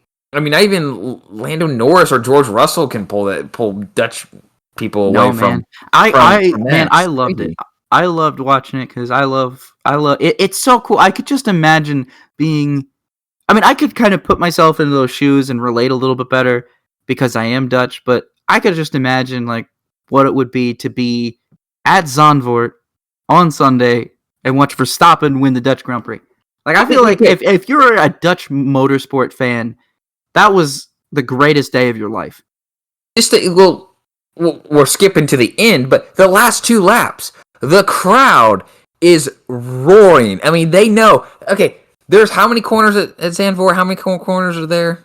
14, 15. 14. So there's 28 corners to go. Something can happen, but they're cheering like he just took the checkered flag because I thought they said no. They kept saying, "Hey, we asked for no flares." Everybody brought flares. You knew they were going to bring flares. There's no way they're not going to. Of course, they're going to bring flares. It's Verstappen. You literally have to make orange smoke everywhere because this is Dutch people are very passionate about their sports. They're very passionate soccer fans. They're very passionate motorsport fans. I'll tell you that. Believe me, they're very passionate soccer fans. Watching the World Cup a couple of years ago when the Netherlands was in, or oh my gosh, it was 10 years ago when the Netherlands was in the finals with Spain. I have not been that nervous. I had never been that nervous watching a soccer game in my life. But wanting to watch the Netherlands win and beat Spain was just so important to me. Even though I've not been to Holland, I've eaten plenty of Dutch foods. I've grown up in Dutch culture my entire life, but I've never been there. But dude, did I want to see those orange guys kick ass. I mean, I just did. And so to see Max win at Zandvoort was really cool. And we could really talk about the race in general. This Zandvoort circuit, I really like what they did because this is the thing about Zandvoort. Zandvoort is a tough track to pass on. And especially with these kind of Formula One cars, most tracks are tough to pass on. Unless they're as wide as Pocono, the front stretch of Pocono. I mean, they're going to be difficult to pass on. Because these cars are, as Josh Revel puts it in his videos, girthy. They're very large, so passing is difficult at this track anyway. I wanted to make a note about the final corner, and I watched this during the F3 races. During when they put their DRS, it just didn't seem like the DRS did enough. There wasn't enough space on the front stretch to really make a move, and I think that hindered passing a little bit. But one of our fans pointed out on Twitter, I want to give a shout out to him real quick, Jay Elmer. Love you, guy. Big fan of the show, I believe, I hope. But anyway, he pointed out that it was likely done due to the safety. And I think I had seen that mentioned elsewhere. Like they decided where the DRS zone was like earlier in the week, and it was going to be after the banking. And I was kind of like, oh, okay, well maybe they know something I don't. Maybe it'll be fine. Maybe the front stretch is long enough. And it became very clear throughout the F3 races that the front stretch was just not long enough for this. Yeah. Like, I mean, guys would be in obvious DRS zone, and they would maybe be able to get up to their left rear wheel, their rear tire by the time they had hit the braking zone, and that's just not enough to make a pass. No matter where they are, it's just not enough to make a pass, especially on that first turn where, if you try and go on the outside, it's banked, so that inside car kind of has the better line. But then if you go on the inside, okay, well, if you don't get there at the right time, the other guy's going to have the momentum up off the corner because it's again banked. And that banking at Zandvoort really made it kind of interesting. I'm not calling it a roval race. It's not a roval by any means of the definition, but it had oval elements to it. It had those elements with that banking where you kind of saw, especially in turn 3, you saw guys taking different lines. Some guys, there's the high side. Some guys, it was the low side. Everybody going every which way. That turn 3 was probably one of the coolest corners of the whole weekend. That might be one of the coolest corners in F1. I'm just saying. Man, that start of the first F3 race, I was like, man, what are we going to expect? What are we going to expect? And it was like, holy cow. Cars spinning, cars going 3 wide through that corner, cars going high, cars going low, cars everywhere. It's the most entertaining. I didn't watch the F3 races, but that was the most entertaining first 5 corners I've ever watched in an F1 race. All right, just the camera, the TV production left something to be desired. There, because of the tightness of the circuit, there was just too much really zoomed in and close focus. I would have appreciated a lot more aerial coverage and a lot more scissor lift coverage than we got. But nonetheless, on the first lap, I can excuse all that because the way they were going through those first corners was just absolutely thrilling and exhilarating. And in fact, I backed it up just to watch it again. I'm like, I gotta watch it. Oh, absolutely. Those first couple of laps were exhilarating. Holy cow. I look, I'll say this. Zandvoort didn't need to have all the overtakes in the world to be a good race. I mean, it didn't need to have a pass for the lead. It didn't need to have a bunch of safety cars. It didn't need to have crazy strategy. It just needed to be Zandvoort. And that's what I think we got, because we got an old school style F1 track. We got an old school style F1 track. I don't think if they built a track like that today, brand new, that F1 would consider going to it. No, F1 had actually, fun fact, I believe according to my research, F1 had never run on that shorter club circuit that they built in the mid-'80s. No, the last time F1 ran, it was on the bigger circuit that went much longer. Right. So this was the first time F1 was ever on that, what is essentially a shortened club circuit at Zandvoort. Really liked it. Really, really dig it. Really digging it. Really big fan of it. But outside of that, absolutely great race from a lot of, again, not maybe from the standard fans' point of view. Maybe I imagine an IndyCar fan would probably find it boring, but as an F1 fan, knowing what F1 produces, and knowing that it was just nice to see that much elevation change, that much different, just drivers really driving the car. Drivers really, I mean, in all the W Series race, the F3 race, the F1 race, it seemed like no one driver really had the track figured out, even when they were in the lead. Like, yeah, I'm sure, maybe Verstappen did. I'm sure Verstappen had the track figured out. But it seemed like everybody else was trying different lines most of the time. They might find a fast line here and there, but they'd have to adjust it because, and I'm talking about in the corners and those bank corners and up the hills and everything, they might have to adjust the line here and there in order to match how their tires are performing, how their car is performing. But man, that just made it fun to watch. That honestly just made it fun to watch. It was a fun race to watch, even if there was a lack of overtaking, which I attribute more not to the circuit, to the cars. It's definitely more the car. I think next year you'll probably see a bit more overtaking. Also, if they could probably risk extending the DRS zone maybe about 50 or 100 meters, maybe. If they need to get a test out there, just single car test, or bring a couple teams, because it doesn't need to be like all the way onto the banking. No, it just needs to be a little bit. It just needs to be extended a little bit onto that banking, just a little bit, so cars can kind of get a run up off that corner and really actually use the DRS to an advantage to overtake. Because, like I said, in the F3 race, it just seemed like it was the DRS just didn't do anything. Agreed. I mean, unless you had a run on the guy coming out of the banking to begin with, it really just didn't do anything. It might have increased your speed and your drafting ability, but once you pulled out to try and pass the guy, it was not enough. You just did not have enough momentum to actually pull around and pass him by the time you actually went to make the overtake. So let's go into the weekend wrap-up here, because we're done with Formula One and we've talked a lot. ARCA Menard Series raced at DuQuoin State Fairgrounds. I had never heard this name, but apparently Austin Terrio owned his car. Am I correct in this?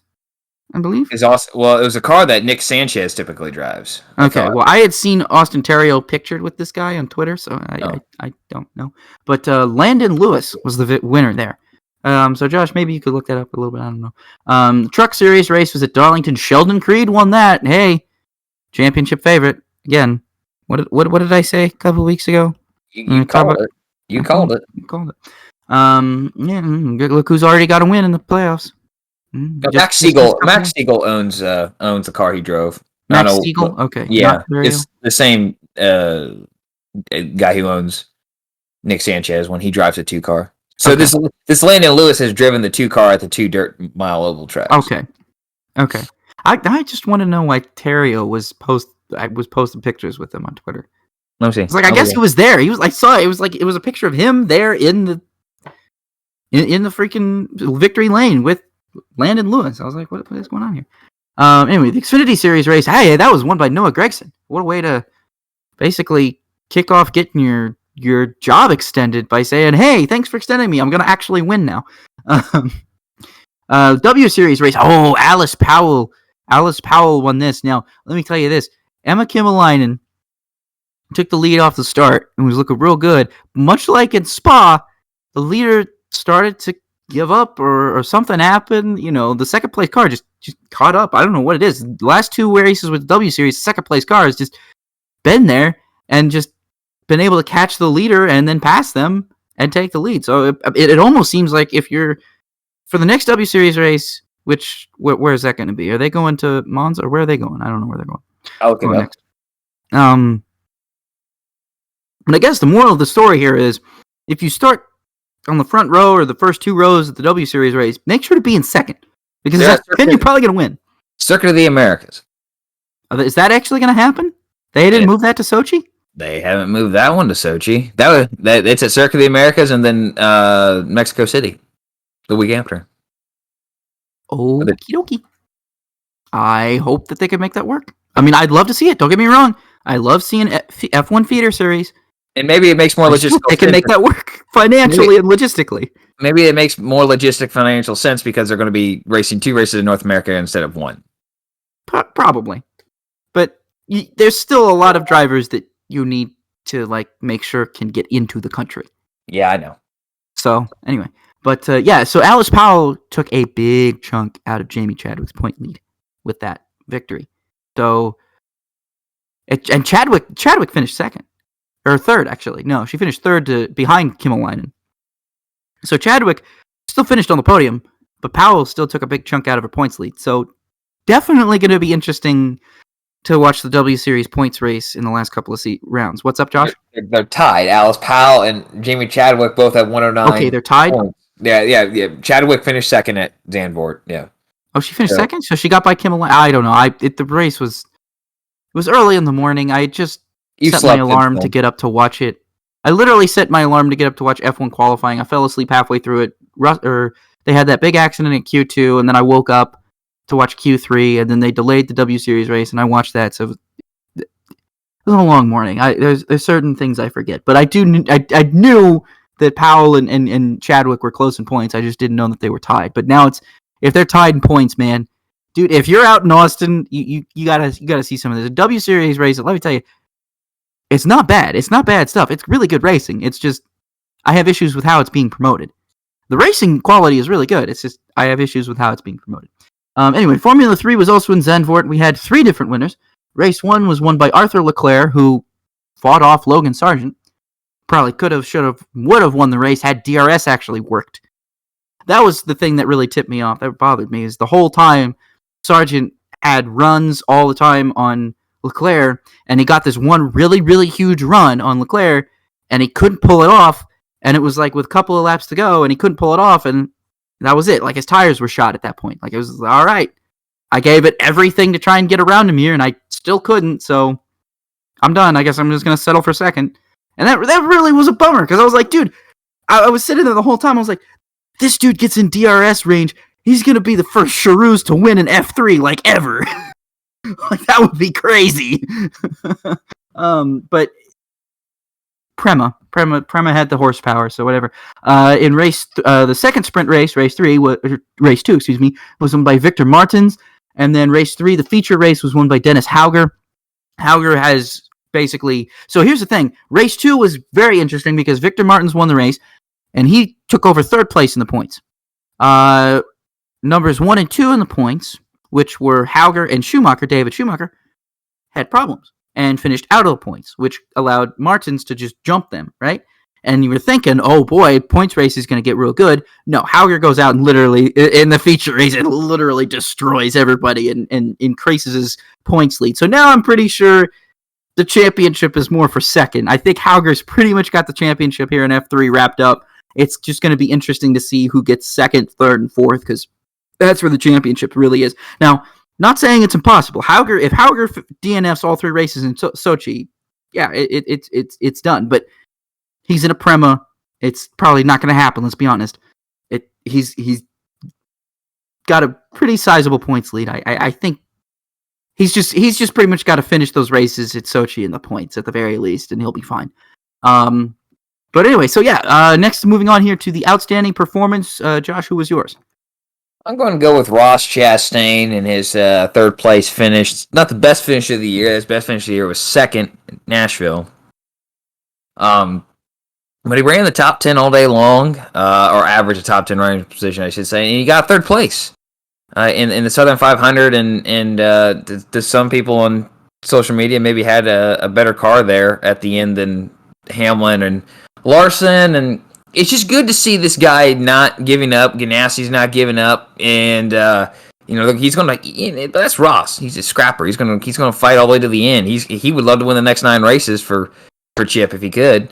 And it's just looking good for him in what will be his true sophomore year in the Cup Series beginning in 2022 when he goes to Trackhouse. So this third place finish, tough track in Darlington. He's been there before, but I'm enjoying watching Ross in the second half of this year a lot. My outstanding performance is going to go to, first of all, Corey LaJoie. I have to give it to him because, holy cow, the last 2 weeks, he's been amazing. He had a great race in Darlington. He's really been impressing me, to be honest with you. He's been really, really impressing me the last 2 weeks. I got to give it to him because he's out driving his equipment at this point. I mean, it's one thing to do it at Daytona where, kind of doesn't matter as long as you have a draft and you have a good drafting partner, but to do it at Darlington, one of the hardest racetracks, and with a horsepower combination, a downforce combination that really favors the better drivers and kind of favors the better cars as well, he outperformed his equipment again and pretty much impressed me the entire time he was racing. He was running up in the top 10.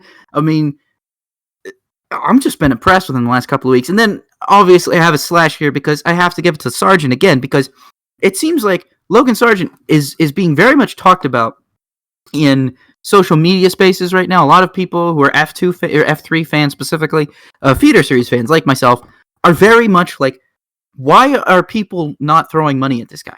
Like the whole appeal here, like when Liberty took over F1 and they want to make it more of an American sport, you literally have one of the most talented American drivers coming through the ranks right now, and he has like no money. I don't think Charouz is letting him drive for free, but I can't imagine he's giving them. He's able to offer them much money. Right.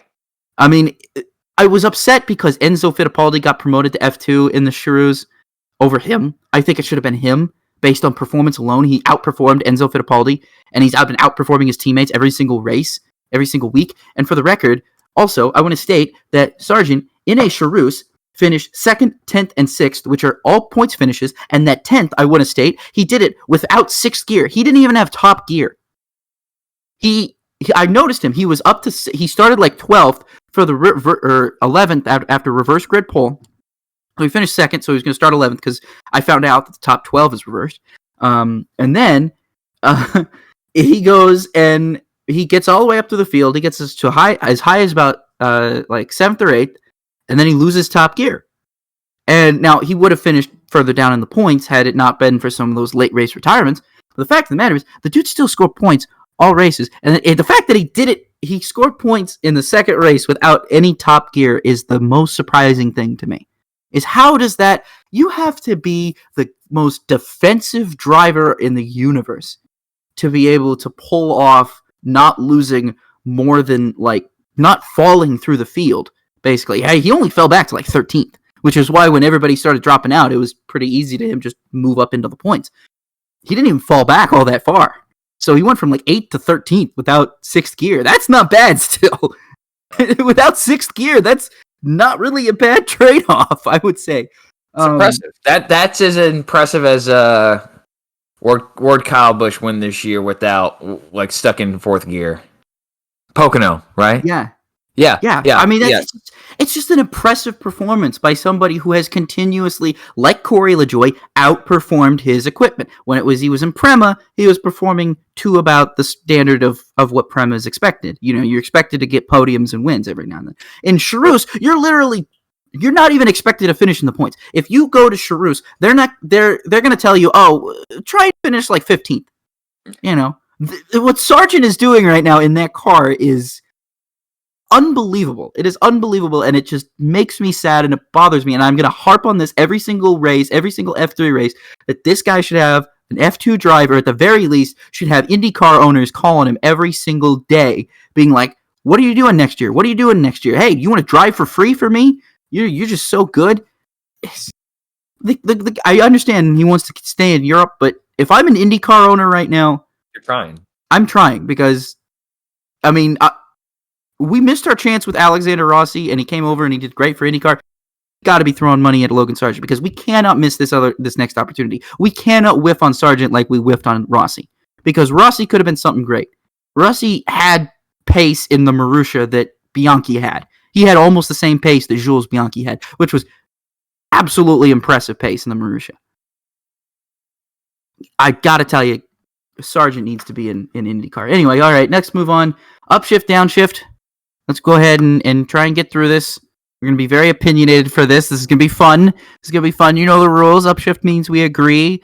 Downshift means we disagree. We could throw it into neutral if we don't care. Don't think we're going to be doing that. Maybe we will, but I don't think we're going to be doing that. First question here.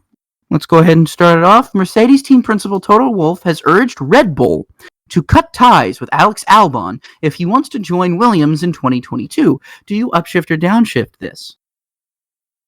I mean, from a heart standpoint, you downshift, but from a brain standpoint, I got it upshift. I mean, I would not want a guy who is tied with one of the other main teams to be driving for one of my junior teams, because let's face it, Williams is a junior team to Mercedes.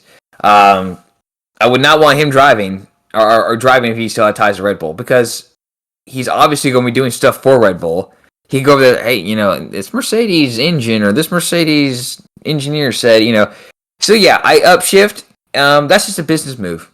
That's strictly business, and I cannot blame Toto for wanting to say, hey, I don't have a problem with Albon driving for Williams, but if he's going to drive for Williams, he's not going to be a Red Bull Academy driver or whatever, you know, his title is now. So yeah, I upshift. I don't have a problem with it. Yeah, this one's a tough one because I feel like Red Bull doesn't have enough seats. I mean, I understand their issue was... Red Bull needs a third team. they kind of do.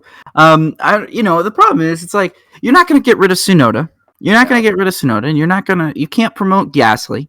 So you're kind of stuck with AlphaTauri. Well, you just re-signed Perez, and God knows you're not going to get rid of Verstappen because he's literally the only guy winning your races anymore. I mean, Perez is winning your races too, but not to the extent that Verstappen is. Right. But look, they're kind of in a rock and a hard place. The problem is they want to keep Albon. I don't think they want to just lose Albon. I think they'd be like, oh, well, we want Albon in F1. We're willing to fund him. But Toto's like, yeah, okay, that's great. We'll take Albon off your hands, but he can't be associated with you. It's kind of like, if you really want to get him a drive, then you'll release him from his contract. And it's kind of, it's just a rock and a hard place for Red Bull right now because Albon's killing it in DTM right now. I don't know if it's hard to follow DTM in the States. I have no idea how to do it. Motor Trend was supposed to broadcast it. They never have, to my knowledge. They broadcast CBS Sports, I think, broadcast tape delayed sometimes, or at least they used to. I know that Motor Trend likes to decide to broadcast tape delayed Supercars races like a month after they happened in the middle of the day on like a Sunday for some reason when literally nobody's going to be interested in watching it. But I digress. I think, I don't know, despite the fact that I don't know how to watch DTM, I still think Albon's apparently doing very good in DTM, so it's not like Red Bull wants to lose him. He's still an asset for them. It's just he's like, where do we run him? What do we run him in? I think if I'm them, I let him go to IndyCar and fund him there. That was what I was going to say too. Like, I think that'd be a smart move. I mean, you want Albon to be in a competitive series in front of a lot of eyes, but you can't get him in Formula One, and he's not in front of a lot of eyes in DTM, but he'd be in front of a lot of eyes at the Indy 500. Yeah. How about that? How's that for an option? Yeah. So I think I upshift. I think Toto is right. I think he's got a good point, and he's looking out for himself. And you don't really want to send a rival. I mean, because Mercedes and Red Bull are rivals. I mean, if you let a Red Bull back driver walk right in there, who's to say he's not basically committing espionage? Yeah. I mean, I'm not saying Albon would do that, but you have to be kind of protective of your. Yeah. You're not going to let.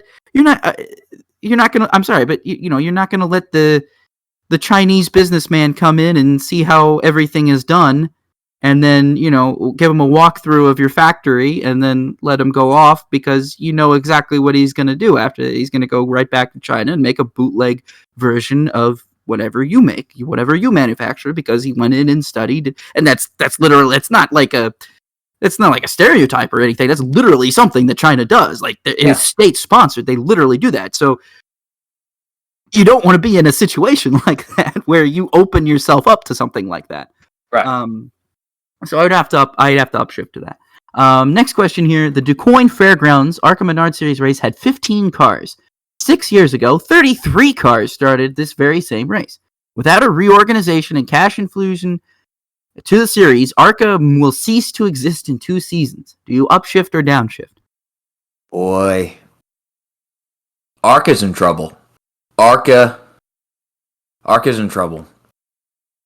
And over the past couple months, my concern for the series in the health of all 3 of its now divisions has skyrocketed. Honestly, I don't think unless it could get a new TV deal for next year, and I don't know what their TV deal is, it won't make it to 24. It won't make it to 25 for a new TV deal. ARCA needs I upshift. Without a reorganization and cash infusion, ARCA will cease to exist. So I upshift. I'm at the point where MAV TV ceases to really have a purpose for me. Like, there was a point where MAV TV was a must-have, but it's no longer that way for ARCA. I like having MAV TV for other things. Like, dude, did you know that they broadcast F1 sidecar racing at 5 a.m? And yes, I do watch it when I'm up that late. I mean, if you would have said, do you think MAV TV broadcasts sidecar racing, I would have said yes. But at 5 o'clock in the morning, I couldn't tell you when they would broadcast it. Okay, but my point is that sidecar racing broadcast at 5 a.m. is more interesting to me right now than a live ARCA race on MAV TV. I won't dispute that. That's strictly. I love ARCA. I think ARCA. I like short track racing. I like dirt racing. But I also think sidecar racing is cool as hell. This race should be fun, but the series right now is just I don't think it's going to exist in 2 years. NASCAR absolutely is just letting it flounder for right now, and I don't understand why. It's putting on a dud of a show. I can't imagine. I feel bad for Fox. Like, they have to sit here and they'll be like, we have to broadcast this crap. We have to broadcast 8 races that Ty Gibbs or Corey Heim are going to dominate. Thanks. Really, literally though, we have to broadcast this crap is what Fox is probably sitting here thinking. And 10 years ago, it was worth it to broadcast. Yes. Well, that's the thing. Like, even not 6 even years 10 ago, years, 5 years ago, it was worth it. 6 years ago, it was worth to broadcast, but it has taken a major nosedive. It's not going to exist after 2024 if it continues this way. Yeah, absolutely. I have to upshift on that. It's dead. It's dead. Next question here. According to Racer, Valtteri Bottas turned down the opportunity to return to Williams once he knew he would not be returning to Mercedes in 2022. Do you upshift or downshift Bottas returning? Do you upshift or downshift Bottas turning down the opportunity to go back to Williams? Josh. I don't know. You said we may not throw it into neutral. I'm going to kind of throw it into neutral on this one because, yeah, Williams is looking better, and Alfa Romeo has regressed a little bit, but I feel like they would have both been the same. The only advantage that if he goes to Williams, he's still in the Mercedes family. Right, he's still there. He's still getting that technology. Maybe he could. I don't know if he'd be able to get better results than George Russell. I have no idea. My gut says no. So you know what? I'm going to change it. I upshift him turning down the opportunity to go to Alfa Romeo. Something different, a new scene, a new pasture to graze in, if you will. Yeah. You know what? The thing about it is the fact of the matter is Bottas, no matter where Bottas goes, it's going to be a downgrade from where he is now. Yeah. And I think he knew that. So the fact if Alfa Romeo offers you a contract to go replace Raikkonen, and you know that Alfa Romeo is at the very worst, the third best team on the grid, you're going to go there. Because you know that Williams is at the second worst team on the grid. Yeah. Now, I understand Russell qualifies great, but their overall pace and speed and downforce, like, no matter what Russell does, it doesn't matter. It doesn't matter. No matter what Latifi does, it doesn't matter. No matter how good Latifi is, no matter how good Russell is, it doesn't matter. It's in the rain. It's in the rain, yeah. But the thing is, Bottas needed to make as lateral of a move as physically possible. Yeah. And I think he did the right thing. Because I think the Williams he left is not the same Williams that he would be returning to. And I think he needed to go with a team that's, I think, on a little bit of an upswing.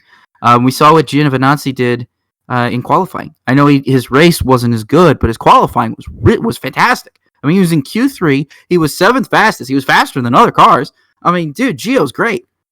I'll be more with this. I think Alfa Romeo would be foolish to not pair Bottas with Gio, because I think the two of them combined could actually be very successful, personally, for them.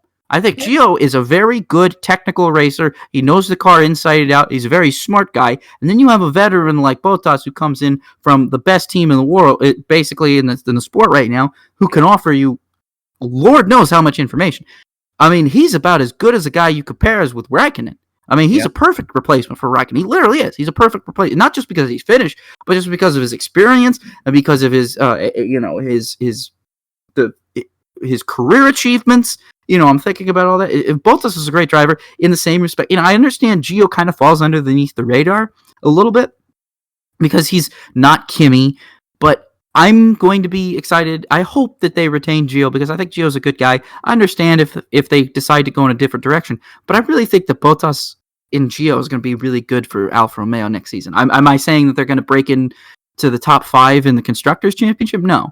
But I think that they're going to continue to make improvements that we've seen this year. Like we've seen Giovinazzi do really, really great. I mean, Kimi's kind of had a mess season, but Gio's had some really good qualifying performances and race performances that have really impressed me. So I think this is a really good option right now for not just Bottas, but for also Alfa Romeo. I'm going to upshift on that. Final question here. With Noah Gragson re-signing, Junior Motorsports should expand to 5 full-time teams in 2022 and keep Michael Annett as their 5th driver.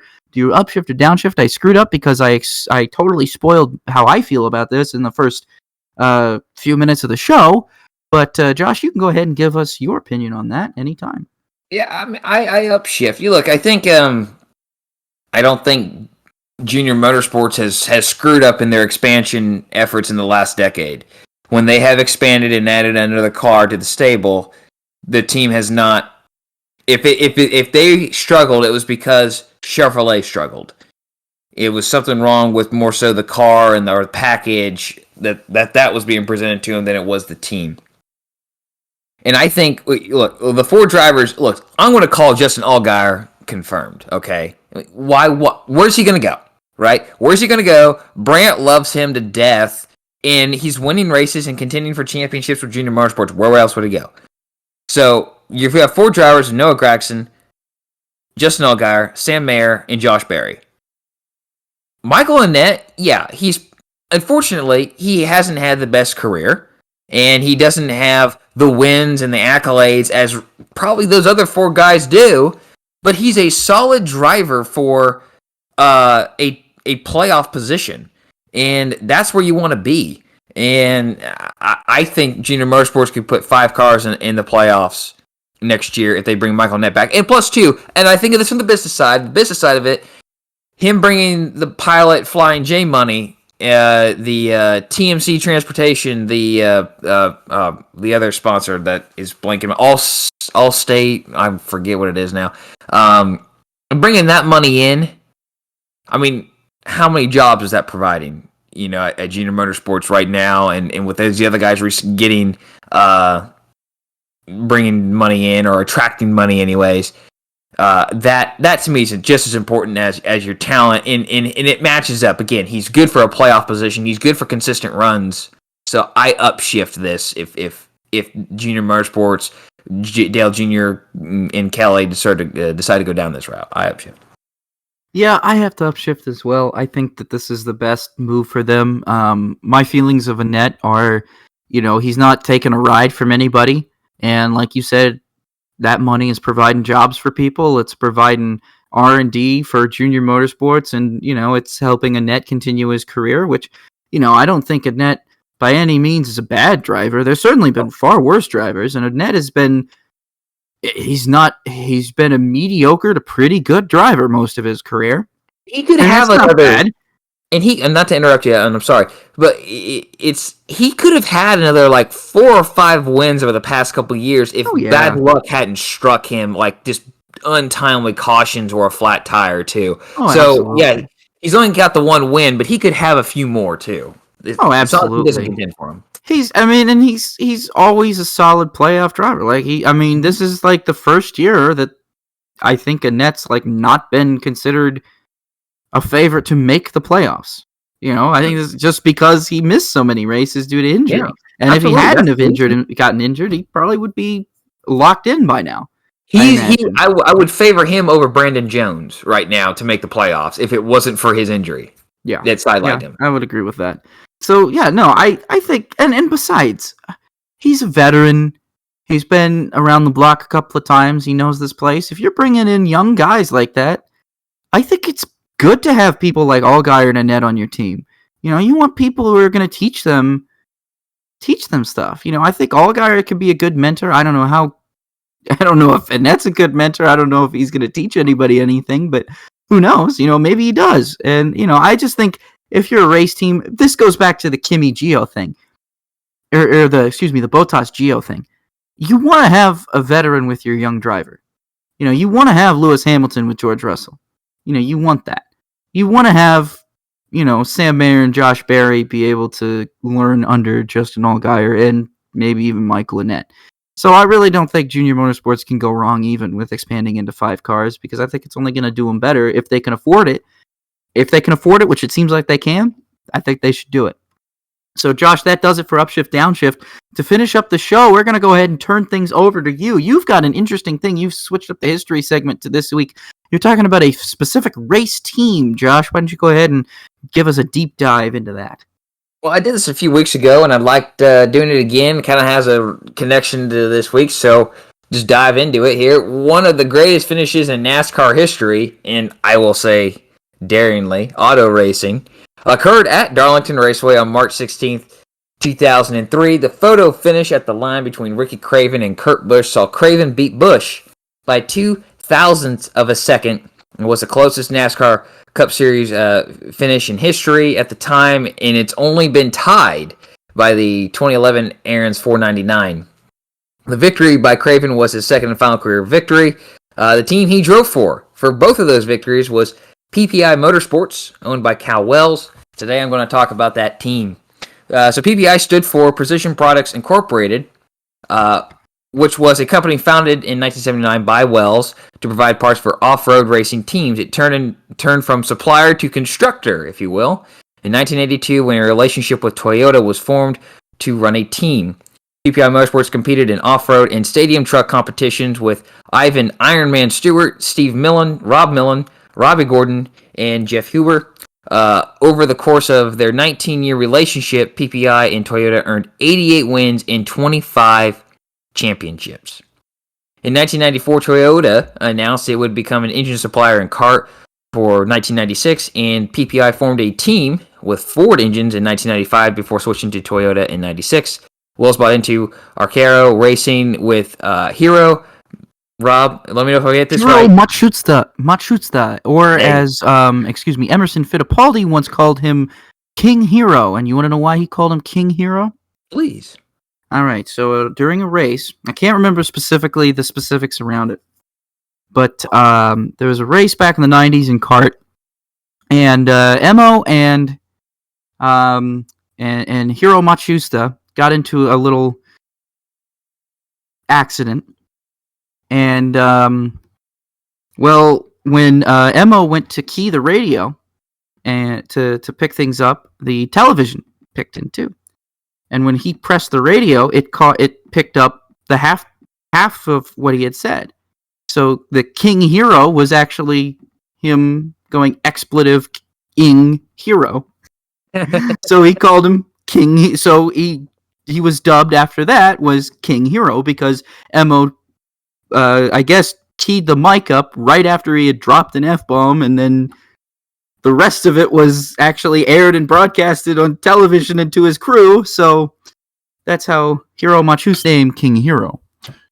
All right. Well, that's a cool little tidbit I didn't know. Thank you. So Hiro was a driver that year, and he had a best finish at 10th at the Indianapolis 500.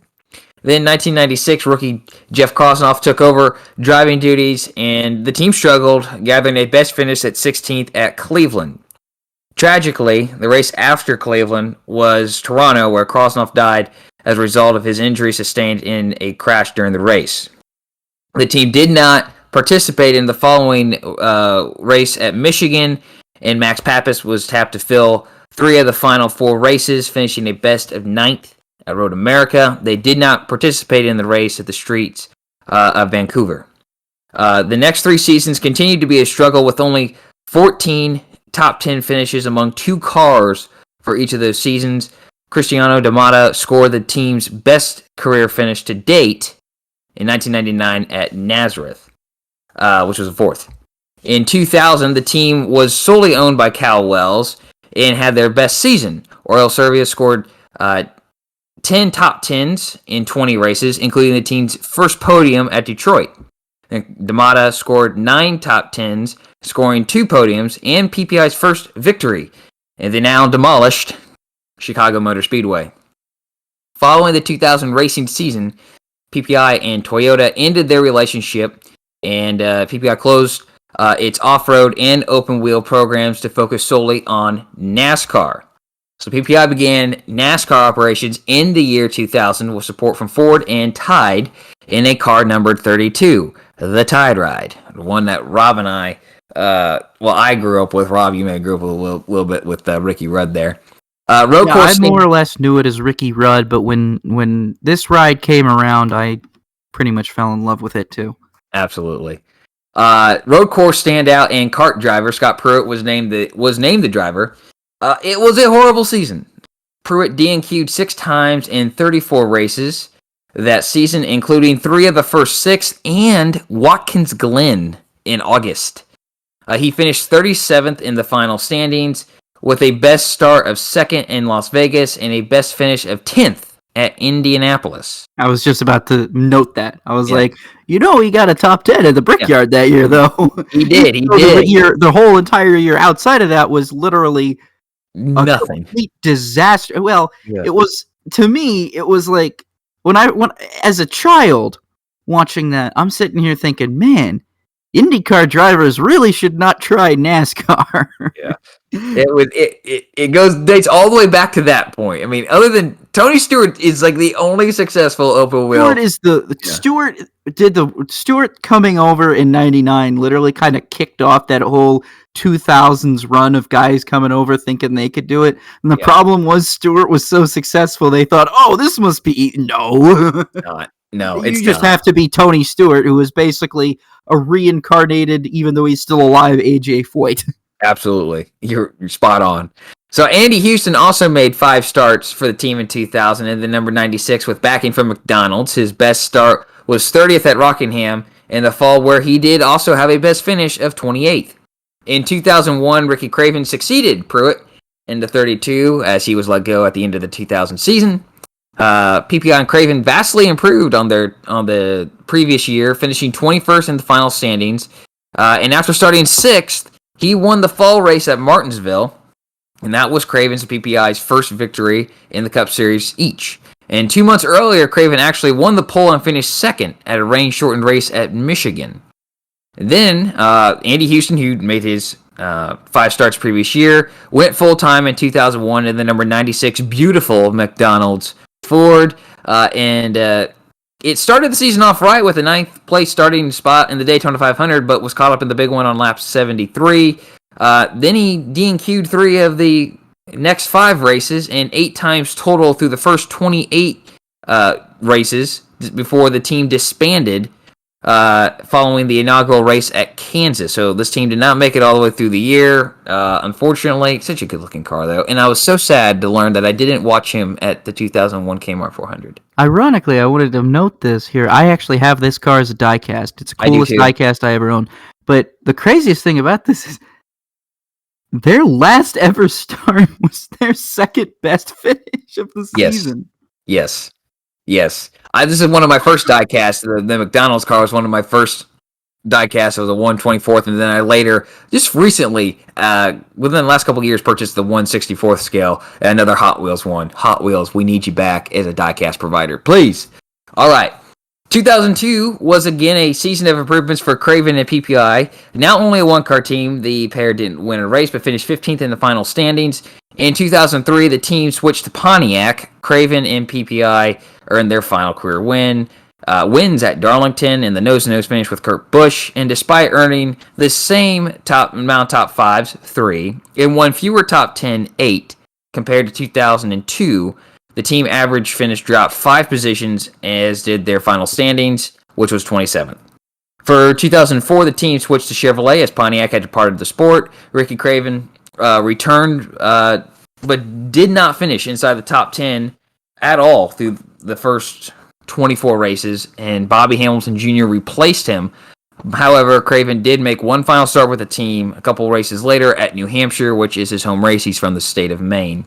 Bobby Hamilton Jr. returned in 2005, starting 31 of the 34 races he qualified for, posting a best qualifying effort of 2nd at Atlanta in the spring and a best finish of 11th at Las Vegas. Hamilton Jr. failed to qualify for the Coca-Cola 600, Talladega, and Atlanta fall races.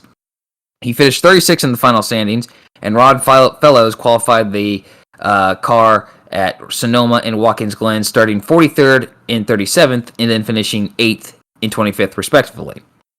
The 2003 NASCAR Craftsman Truck Series champion, Travis Quaffle, replaced Hamilton Jr. in 2006. Ultimately, he fared no better, once again finishing 36th in the standings, and he too started only 31 of the 34 races he attempted in the 32 car. He did not qualify at Fontana and Atlanta in the spring, and then Talladega in the fall. Ron Fellows once again was behind the wheel at Sonoma and Watkins Glen, starting 17th and 18th, and finishing 37th and 32nd, respectively. Not a good 4 races for a road course ringer. He's like, where is my DEI car? That was actually halfway decent. All right, so PPI also made 13 starts in the Busch Series in 2000, and with 1999 Toyota Atlantic champion for PPI, Anthony Lazzaro, he made 9 starts, Pruitt made 3, and Chad Little made 1. All 3 were in the 97, which did have backing from McDonald's, too. So if you find a 97 McDonald's diecast, pick it up. Pick it up. Really, pick it up. Lazzaro had the best qualifying effort of 5th at Atlanta in the spring. PPI had Atlanta down for some reason. And then they were really just down from there. I don't know what it was about that track. And then Chad Little's sole start gave the team the best finish of 10th at Michigan. So PPI folded after 2006. Funding was gone, and the Tide Ride was gone also from NASCAR on a regular basis. It's returned a few times since in the form of Junior Motorsports, Joe Gibbs Racing, and I feel like there's one more team out there he's ran it too. Kind of JTG Daughtery. Yeah, JTG. Well, JTG, I want to say this. They've run kind of like new takes on Tide Rides. Like, Ryan Preece had some great looking Tide Pods car that looked really good. It wasn't like a classic Tide Ride per se, but it still really looks good. So even though it's not the Tide Ride we all know and love, it's still one of my favorite Tide Rides, I guess, of that they've done. It was kind of a cool little updated, kind of a modern take on it, I guess, and I liked it a lot. And Chris Buescher kind of ran one or two as well that I personally like better. Yeah. So like I said, PPI, they folded up 2006, and Cal Wells was around in the sport for a few different teams since then. I think most recently maybe with Michael Waltrip Racing back in 2011. I can't remember now off the top of my head. But yeah, I just want to talk about that because I wanted to actually do the race, but I'm like, you know what? Let's talk about the team. I like doing the featured teams, shaking it up. So that was this week's Rollers featured race team, PPI Motorsports. Great looking cars in both car and NASCAR. Just sad they just didn't have more success. Only had 3 wins in that part of the world, but they had some great success in off-road racing. So Rob, I think it's time to go what's in the windshield here and wrap up the show. Yeah, probably a good call. What's in the windshield? Looking forward to next week's or this upcoming weekend's races. Formula One races for a third straight weekend this Sunday as the grid heads to Monza for the Italian Grand Prix. The NTT IndyCar Series is back, thank goodness, because it's after Labor Day, and that's something that back in the day I never thought we'd see because of the stupid old Boston Consulting Group telling Mark Miles how to end the season before Labor Day to not compete with the NFL. Whatever. Because we're going to Portland. And then we're going there on Sunday, and then we're going to go to Laguna Seca and Long Beach after that. The ARCA Menard Series West is also in Portland as a companion event for IndyCar. That'll be kind of cool. Kind of cool to see NASCAR run at Portland. ARCA Menard Series is off until Bristol on September 16th. That race will also be a combination with the East Series and will be the final race of the 2021 East Championship. So hopefully we'll get, more than 15 cars. Camping Wheel Truck Series is off this weekend. They will end the round of 10 at Bristol in 2 weeks. The Xfinity Series and the Cup Series are at Richmond Raceway for a Saturday doubleheader on September 11th. So let's looking forward to that, definitely. That's for sure. We get lots of racing this weekend.